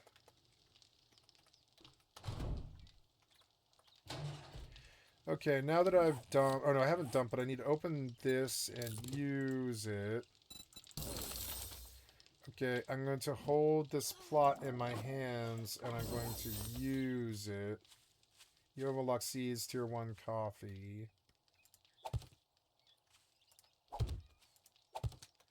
Okay, Challenge Craft Farm plot is complete. And then... let's eat this pie, because it's good food. And good water. And we'll open this box, but I've got to dump stuff first. Does that work? Yes, it does work. I can get in. Yeah. 2 metal doors will give me enough time to drop Molotovs on their heads and stuff like this, and actually maybe clear the door. But I've got to get all this stuff to stone. It's all a big process, and it takes a long time. But that's survival.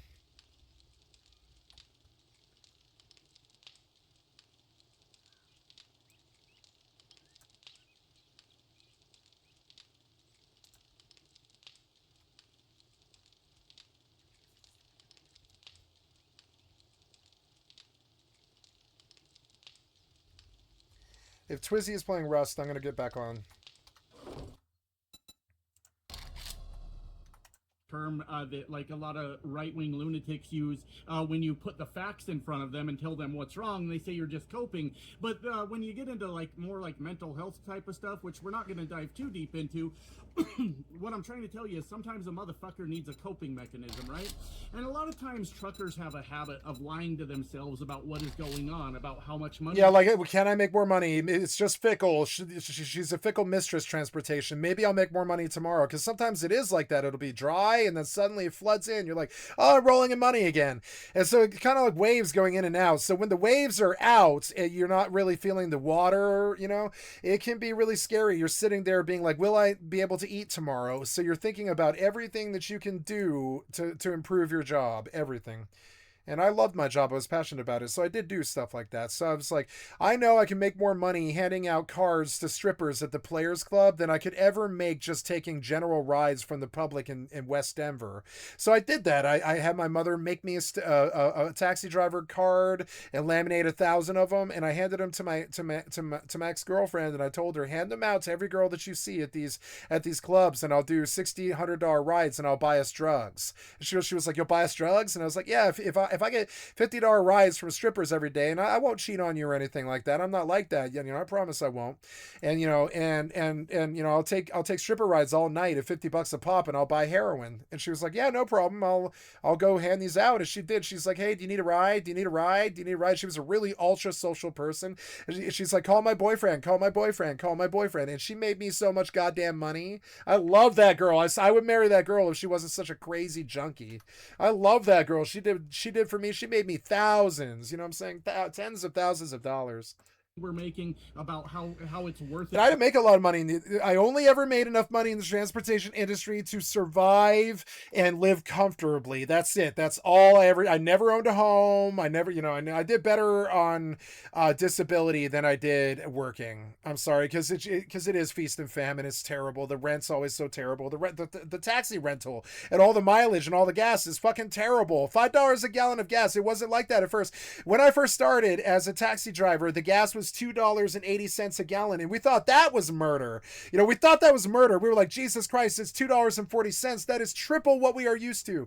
It was insane. And then by 5 years later, it was up at like $3.90, and you're like, I can't do this anymore. I can't drop $100 gas every single day to keep this cab running. I can't do that. That's insane. That's sometimes the entire day's profit. Is insane. It used to be a lot cheaper. So you look for solutions there. You're like, can you give me a propane tank that uses propane that's far more fuel efficient? Can you give me a minivan with a propane tank, so I can do all my rides that I ever possibly pull, and I have the least fuel efficient, the most fuel efficiency you could possibly have. And it's like you're thinking about that stuff all the time, because mileage and gas, they add up, especially if you're driving Uber. Your car will drive it to the ground. I've driven 2 cars into the ground driving Uber. They weren't good cars, but I drove them into the ground. For us to do this for our future. There's always this funny time, it's happened to me 3 times now, where you take a ride and your car breaks down and you got to cancel the ride, have somebody else fill it, which puts a black mark on your record. And you say, I'm so sorry, my car broke down. And the car broke down is a good excuse. And they can see that you're broke down. You're like parked there. And then you realize that you don't have the money to fix the terrible beater that you were using to drive Uber. And so you just like scrap the car, and then you're out of business till you raise enough money to rent another car again. And so then you go deal drugs or work at a construction job or something, or day labor, and you save up like $1,000 so you can rent another taxi cab or another Uber Hertz rental car or whatever. And you get back up there because it's kind of a feast and famine business like that. Your cars run out and run down if you're an independent contractor, and then you're out of business. Stuff like that happened to me. Like one day they towed my car, right? They towed my fucking car in my paid parking spot on fucking Louisiana and fucking what's that street? It's Lincoln, on Lincoln and Louisiana, which is like right off of fucking South Broadway. And because there's a bunch of businesses on South Broadway like Colfax, they were like, oh, you can't park your car here. But motherfucker, I had a paid spot right there. They towed my car.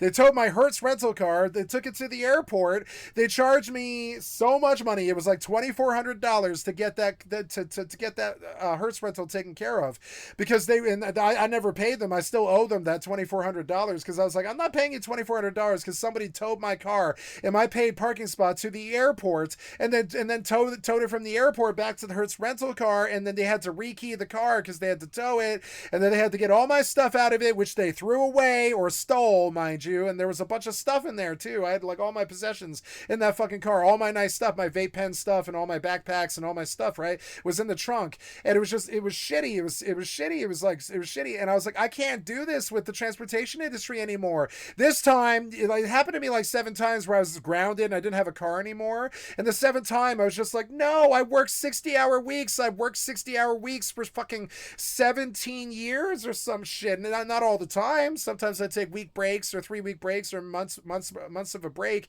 But I mean, like when I do work, I work 60-hour weeks and I work hard. I'm consistent. They love me. All my bosses love me. My Grubhub boss told me all the time, you're the best driver I've ever had. They all say that. They're like, you're the best driver I've ever had. Because when you work 60 hours a week and you really focus on it. You're never late. You don't ever complain. You don't ever say, you don't ever bitch or anything to me. You just, you take the bad rides with the good and you don't say anything. And they're like, they all say, you're the best driver I've ever had. And I know I am. I know. And so, yeah, but then they towed my car to the airport and then back to the Hertz rental car, and then they came back with a fucking bill for $2,400, and they were like, yeah, you got to pay $2,400 because we had to tow this car twice and we rekey it, and the impound itself is like $750 at the airport, so deal with it. It's $2,400, and I was like, well, I can't pay $2,400 if I can't drive. Will you rent me another car so I can drive and pay you like $200 a day for 12 days? And they were like, no, you have to take care of this car before we'll give you another one. And I was like, okay, well, you realize that's probably going to like end the industry for me. You're essentially firing me by telling me that you towed my car in my legal parking spot. Would you like me to send you the PDF of the proof that I had paid for the parking spot again? Because I had paid for the parking spot. The DPD never should have towed it. It was a false thing. It was really bad. And you're ruining my life with it. I can't drive anymore. I don't have $2,400, and you're going to slash my credit worse than it already is, and all this other stuff. And they're like, tough titty, sorry, see you later, stop wasting my time. They'll say, stop wasting my time, I'm a dispatcher, or I'm an insurance guy, or I'm a car rental person. And they all say, stop wasting my time. You don't mean money to me, so leave. And it's so annoying. So, and that's when I left the industry finally, after it was 17 years, kind of lackadaisically at first for the first 7 years, but then I took it really seriously there for about 10. And all these things, and it's a constant treadmill that we run on. At first, I was only doing food delivery at my behest. I wouldn't take shifts. I would just call my boss and say, okay, I'm working for 8 hours, and he'd be like, okay, cool, yeah, we always have orders. So and then I'd work for 8 hours, and then I'd be like, I don't think I'm coming back for another 3 days, and he'd be like, oh, that's cool, no problem. And so then I love that job. I had that job for fucking, I don't know, 7 years, something like that. I drove for Chili's, essentially. Chili's does a lot of outbound Grubhub business. A lot of people order from Chili's for whatever reason. So, and I dealt with like 10 different Chili's, because that was one of Grubhub's main, contractors was Chili's, right? Was Grubhub's main bread and butter. So I mainly drove Chili's rides, and Chili's rides are always like $50 orders. They want to tip $10 on it. It was a good business, because I only had to drive for 20 minutes, and I would make sometimes $30, $50. It was a really good time in my life. And then, of course, the Grubhub orders dried up when Uber Eats came, just the same exact way that the airport rides at Yellow Cab dried up when Uber came. Then I went to Uber, and then they towed my car, and I was just like, if I can't get another rental to pay for the last rental that you stole from me for $2,400, how am I going to stay in the industry? And I just left. And I said this to a bunch of people too. I said it to my Uber connections. I said it to the Hertz rental people. I said it to anybody who cared to listen, that it was like unfair what had happened to me. They don't care. It's just feast and famine to them. They don't care. So that's my transportation bit. We fill our heads full of nonsense to try to keep ourselves going. I'm sure truckers aren't unique in that. But I have a very strict policy about don't lie to myself, and if something's not going right, cut my fucking losses and figure out what the next move is, because I don't believe in wasting my life over other people's bullshit, right? So I don't lie to myself about what's going on out here, is the point that I'm trying to tell you. And last year, when I started seeing all of these interesting trends that were going on, I told you guys something subtle is happening right now that is going to lead to a big fucking problem in the near future. I told you about the patterns with the truck stops, right? At nighttime, they should be full for the most part, packed full. During the day, the motherfuckers, especially on a Monday morning in St. Louis, should be empty for the most part, as truck drivers are getting on the road to go make some money. And I was seeing quite the opposite, to the point that I even started documenting all the empty truck stops all over the country that I was seeing, right? And there was a whole lot of coping coming out of that, where truck drivers accused me of falsifying the videos that I put out. One even went so far as to say that I was in the middle of a blizzard in Colorado when all of it was happening, and that's why there were empty truck stops, and there's a lot wrong with that story. No, it's the big billionaires. They're shifting around the transportation industry, and they're doing something secret in the background, and we don't know what it is. I'm gonna sit up. Keep sliding down.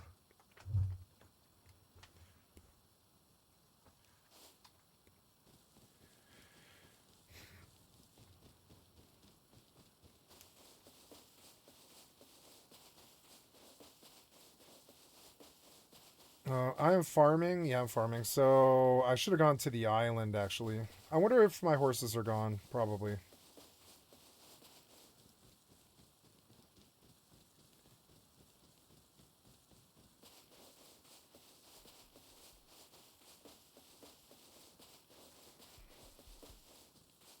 I hear a horse. Oh, no, they aren't gone. Yay. Look, they're still here somehow. Nice.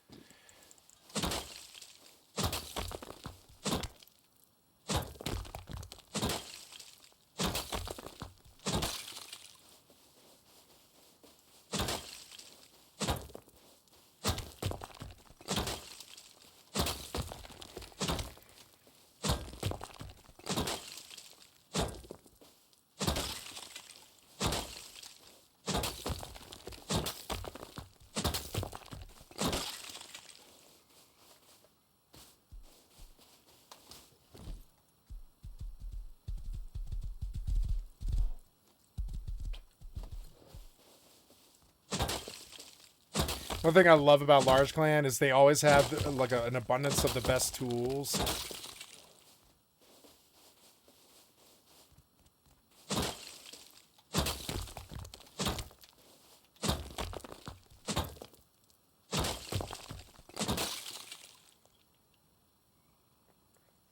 I'm always poor when I'm solo because I don't like focus on it the way they do at all. I'm always like alt tabbed or whatever. Oh, did we finish this? Yes, we did. Good, good, good. Okay, next we're going to a small. Warp drive Oh, active. the horse. I'm gonna have to mark him if I want her around because yeah.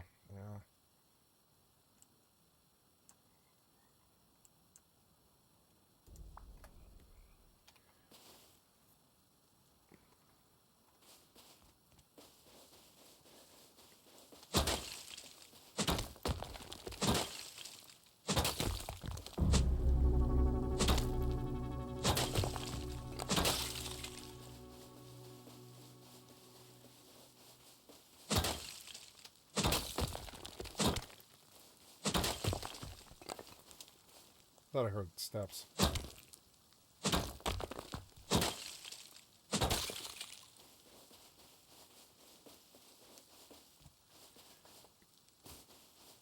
For one, it was a bunch of truck stops in Texas and the sun was shining. Shittiest blizzard I've ever seen in my fucking life. Like, didn't even make me nervous even a little bit. But if it was a blizzard outside and the roads were dangerous, then the truck stops wouldn't be empty, you see. They would be full of truckers going, fuck this, I'm calling it a day. Well, what did we find out later, my friends? What did we find out later? Right around the Christmas holiday shopping season, the busiest time of year for the trucking and transportation industry, we saw huge numbers of trucking companies throwing in the towel, filing bankruptcy, letting all of their employees get... That's on the island? Fuck was that? That is on the island. Somebody killing a... How bright is it? Oh, that's not too good. Big base on the island now. Alright, well, if they can see me, I'm gonna leave. Oh my god, what the fuck? Oops. Did I kill him? Yes, I did. No, no, I didn't. No. Alright, I did not know that big base moved in. I should not be on the island.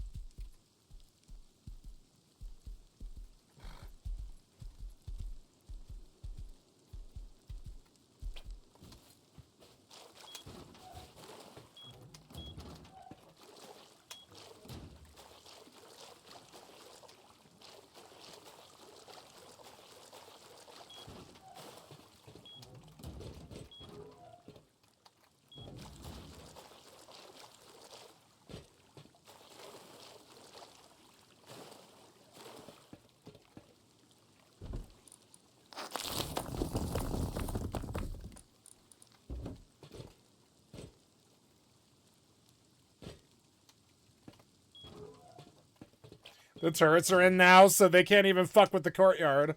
That's the third courtyard. I'm gonna go get that horse. I'm gonna start a horse collection. It just runs hitches until...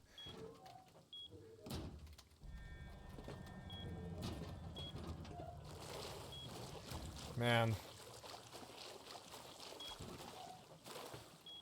Getting in and out of this is so annoying.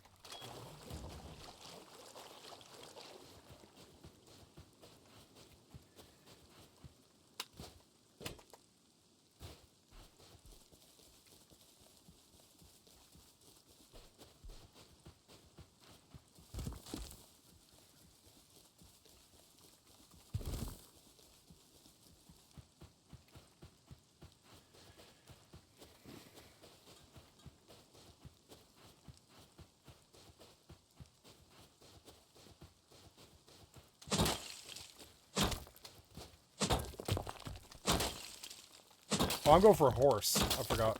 It was a fucking shit show.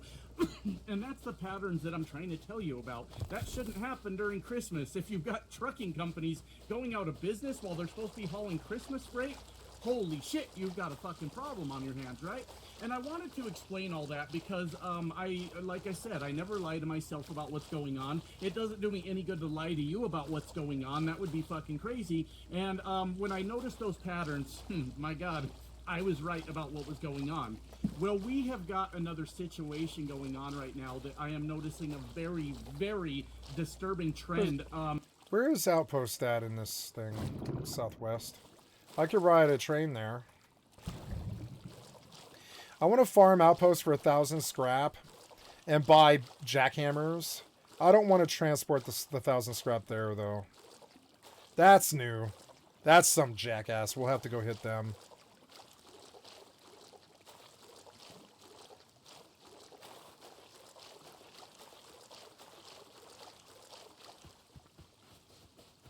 Where was this horse that I saw?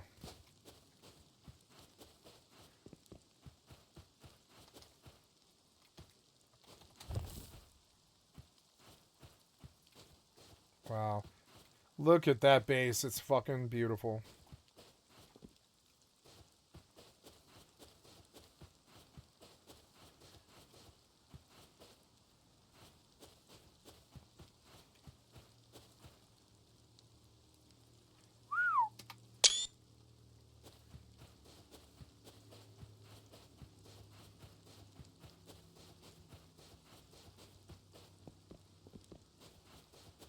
Where was this horse that I saw?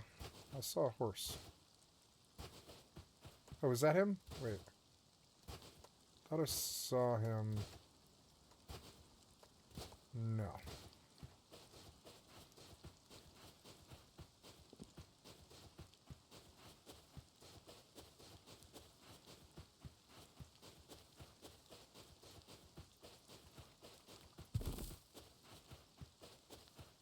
There he is.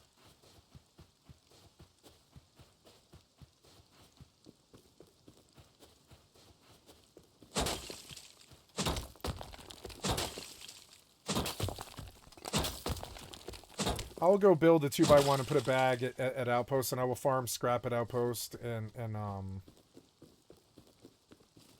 will buy jackhammers and bring them back.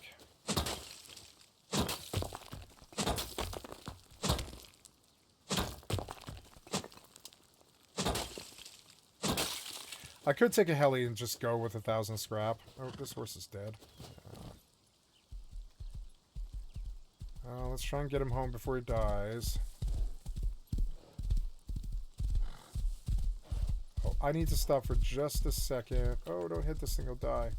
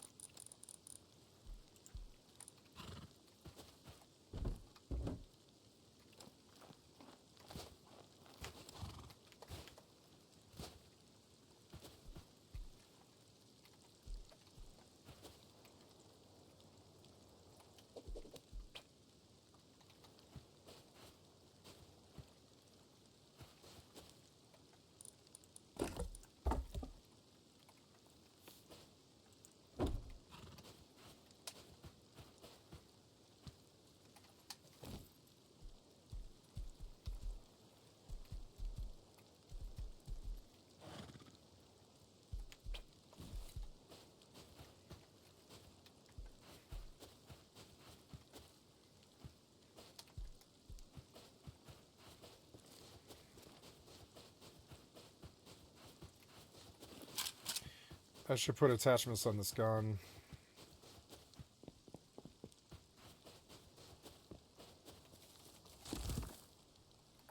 I want to sail to the outpost, which is something I could do.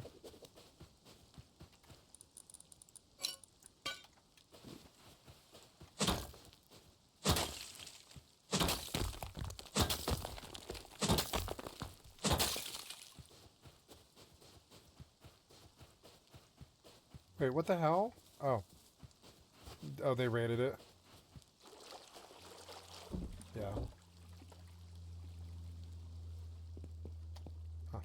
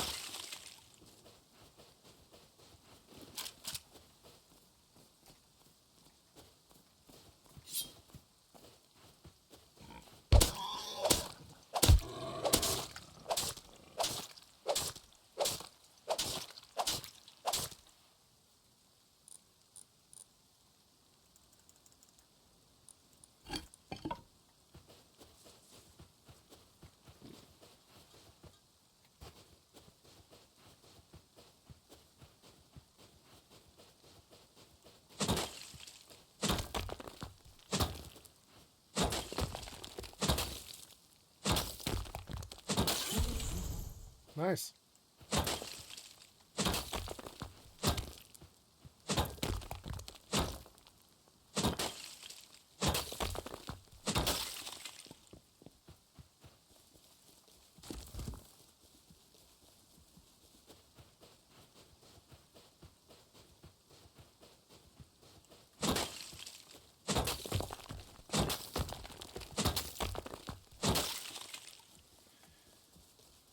Oh man, there's another big base out in the water now.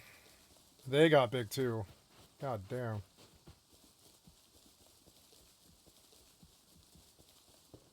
Look, all these nodes spawned here. It's good.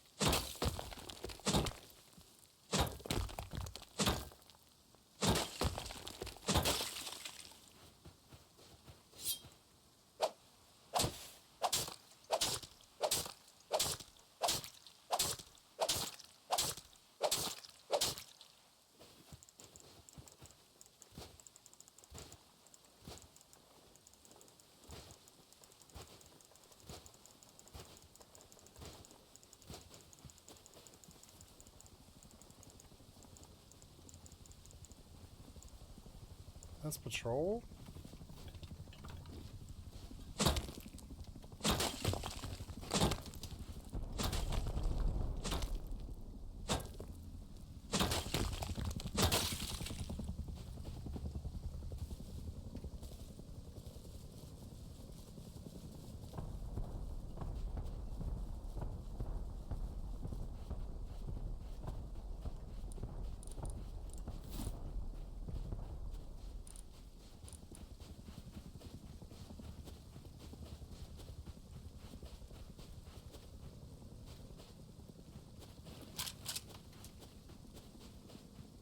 I need something with a bit more range that sprays.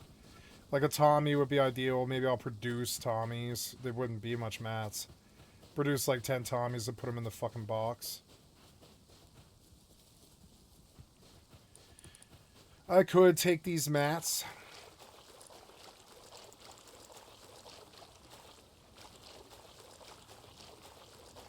To make a boat. I need to look at the charts.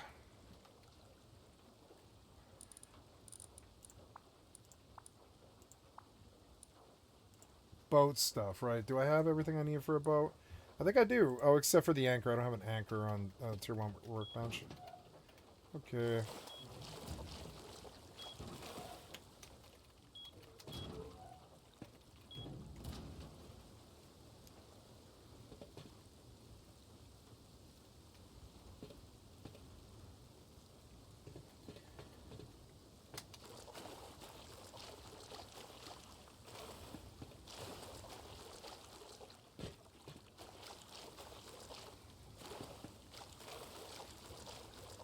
Fucking annoying. Do I have to go in further?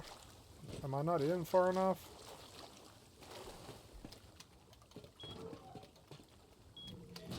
I can't believe there's another layer of fucking courtyard.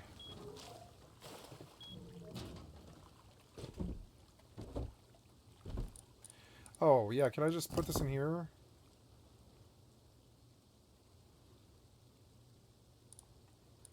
No. I don't know. I don't know what that is.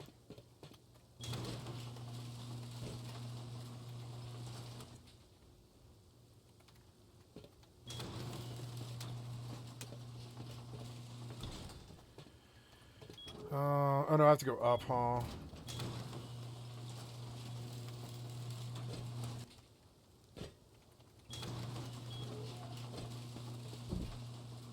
Weapon attachments and blueprint frags for some reason.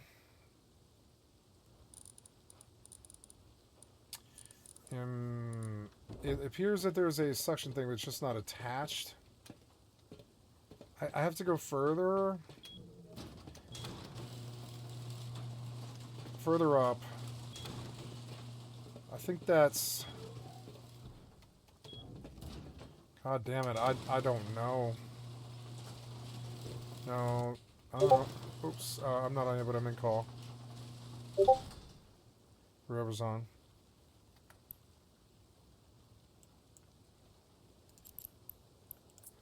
Okay. Warp drive active. What up, Cat? What's up? What's good? Nothing much. What are you up to?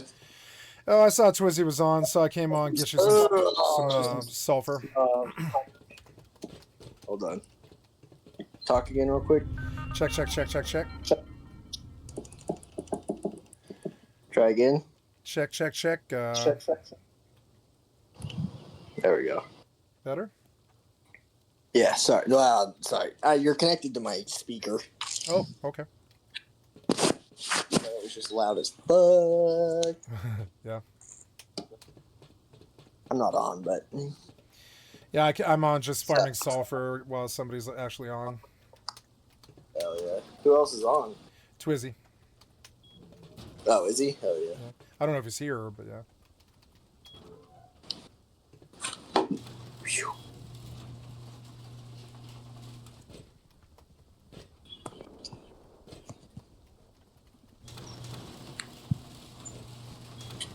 Whew.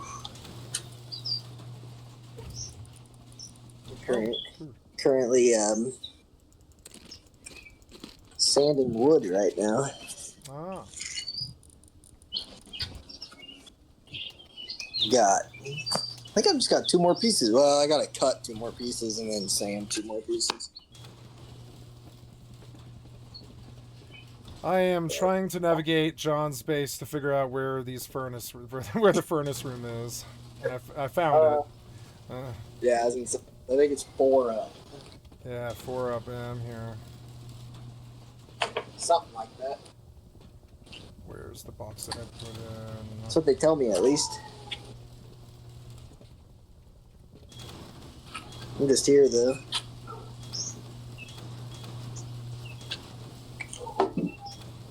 Like, why is he bitching? Goddamn. Flight recorder, do not open. Whew. I am tired of doing this, though, let me tell you. Yeah, sanding wears you out. Give me just a second. Let me go grab my AirPods. Alright.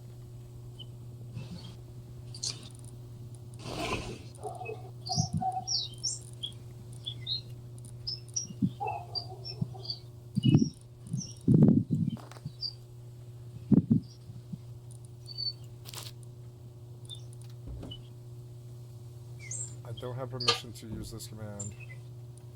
Build. Oh yeah, build. Yeah, no, I can't build. So, there's a bunch of mods going on to start Bell right up. Threw a bunch of mods on, going to start Bell right up. Bell right. Okay.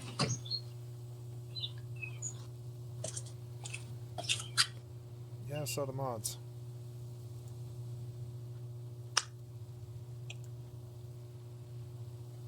Okay, talk real quick.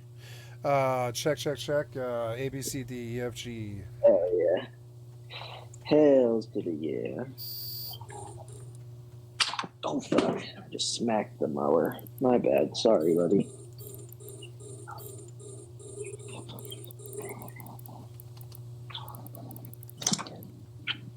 I'll turn my camera on.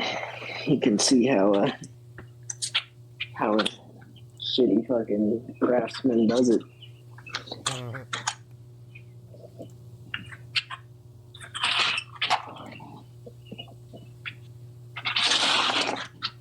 loud. Yeah, sorry. That's okay. Ooh.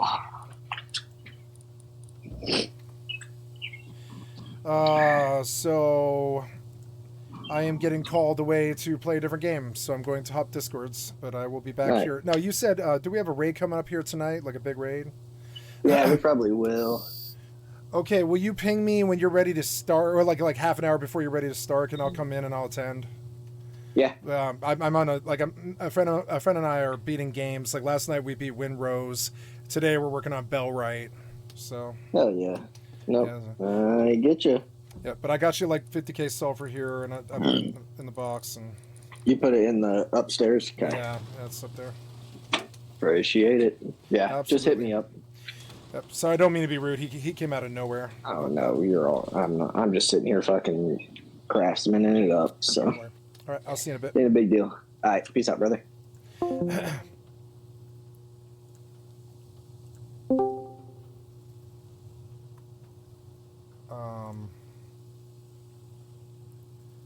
Yes.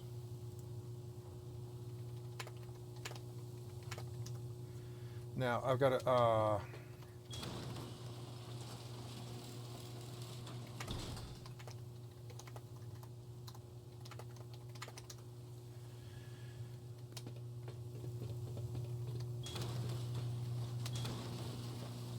Did I do it all? Yeah, I did it all, yeah.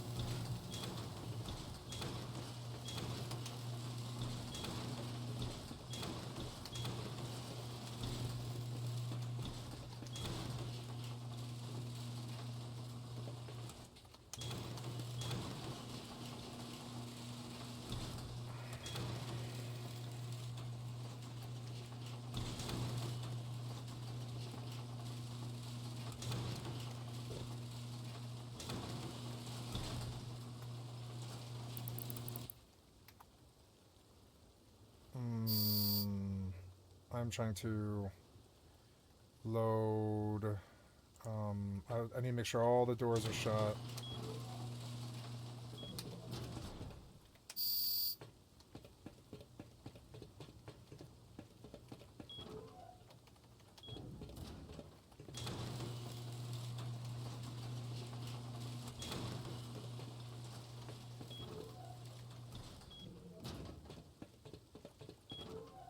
Fuck, I don't know how to get out of here.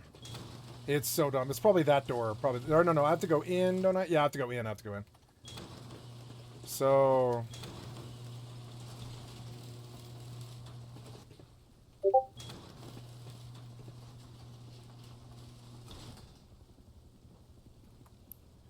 Yeah, that's good.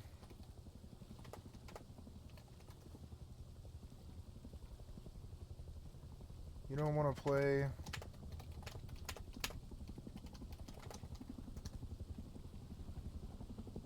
Oh no, new modded game. Makes sense.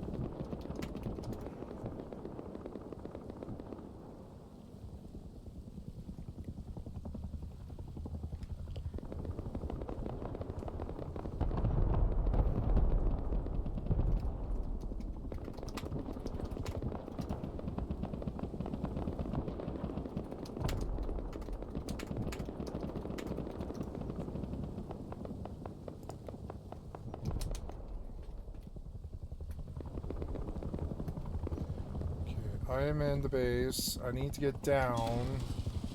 Down is that way.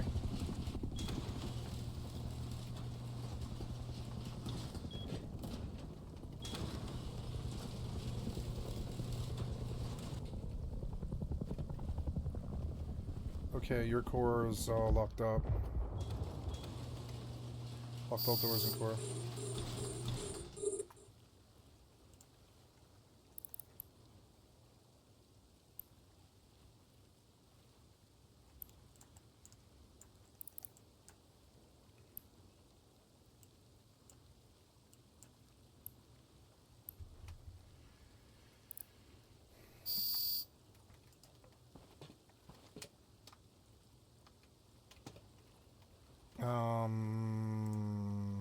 Yes, I log here. Nuggets and Mario and Pharma.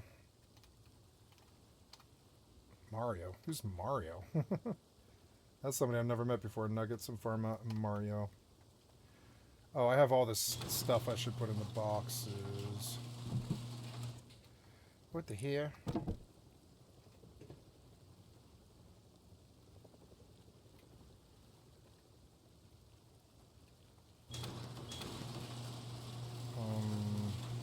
Boxes that I need. They're all like...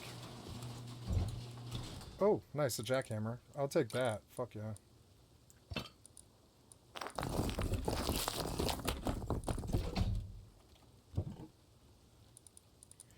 Let's take a flashlight attachment for this thing. Ooh, 5 blueprint fragments. I want that. That I'm keeping. And I'll put my body somewhere else so they don't loot me. Because I want to actually preserve this stuff and take it to a boat. I'll go outside and I'll log out there. Okay.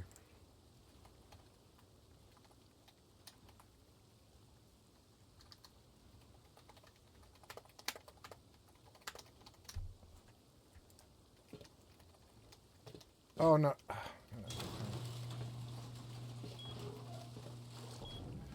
Okay, I want to go out to the courtyard.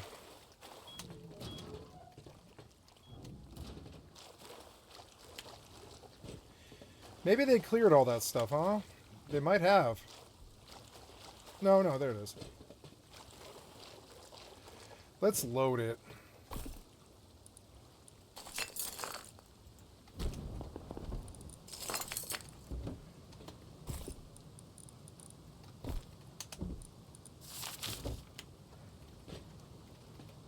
Okay.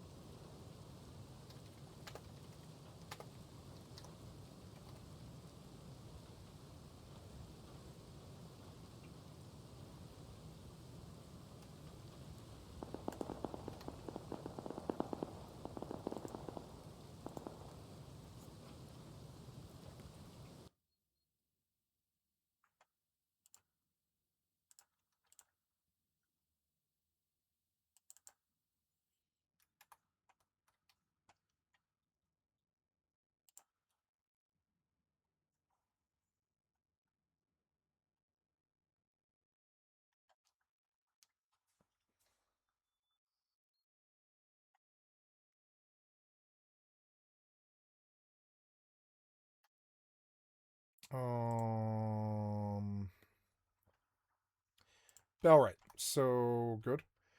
And then, oh yeah, we are clearing this thing. Oh, there's another Imperial Navy slice in here. That's good.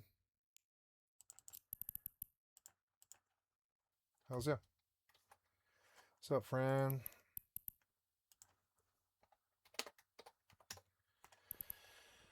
Imperial Navy Slicer is good. That makes it safer. I'm doing faction warfare for the thing. Because it pays clean. Probably not as clean as the event does, but the event is more frustrating. Faction warfare is so AFK. Welcome to Bellright. We will regularly provide you with new content and bug fixes, but every now and then a bug may slip through. Tell us about any issues you encounter, features you hope for. Have fun. Okay, so now we have to join...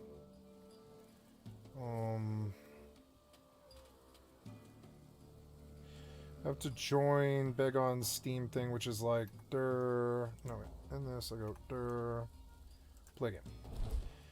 I'm going to go pee. I'll be right back.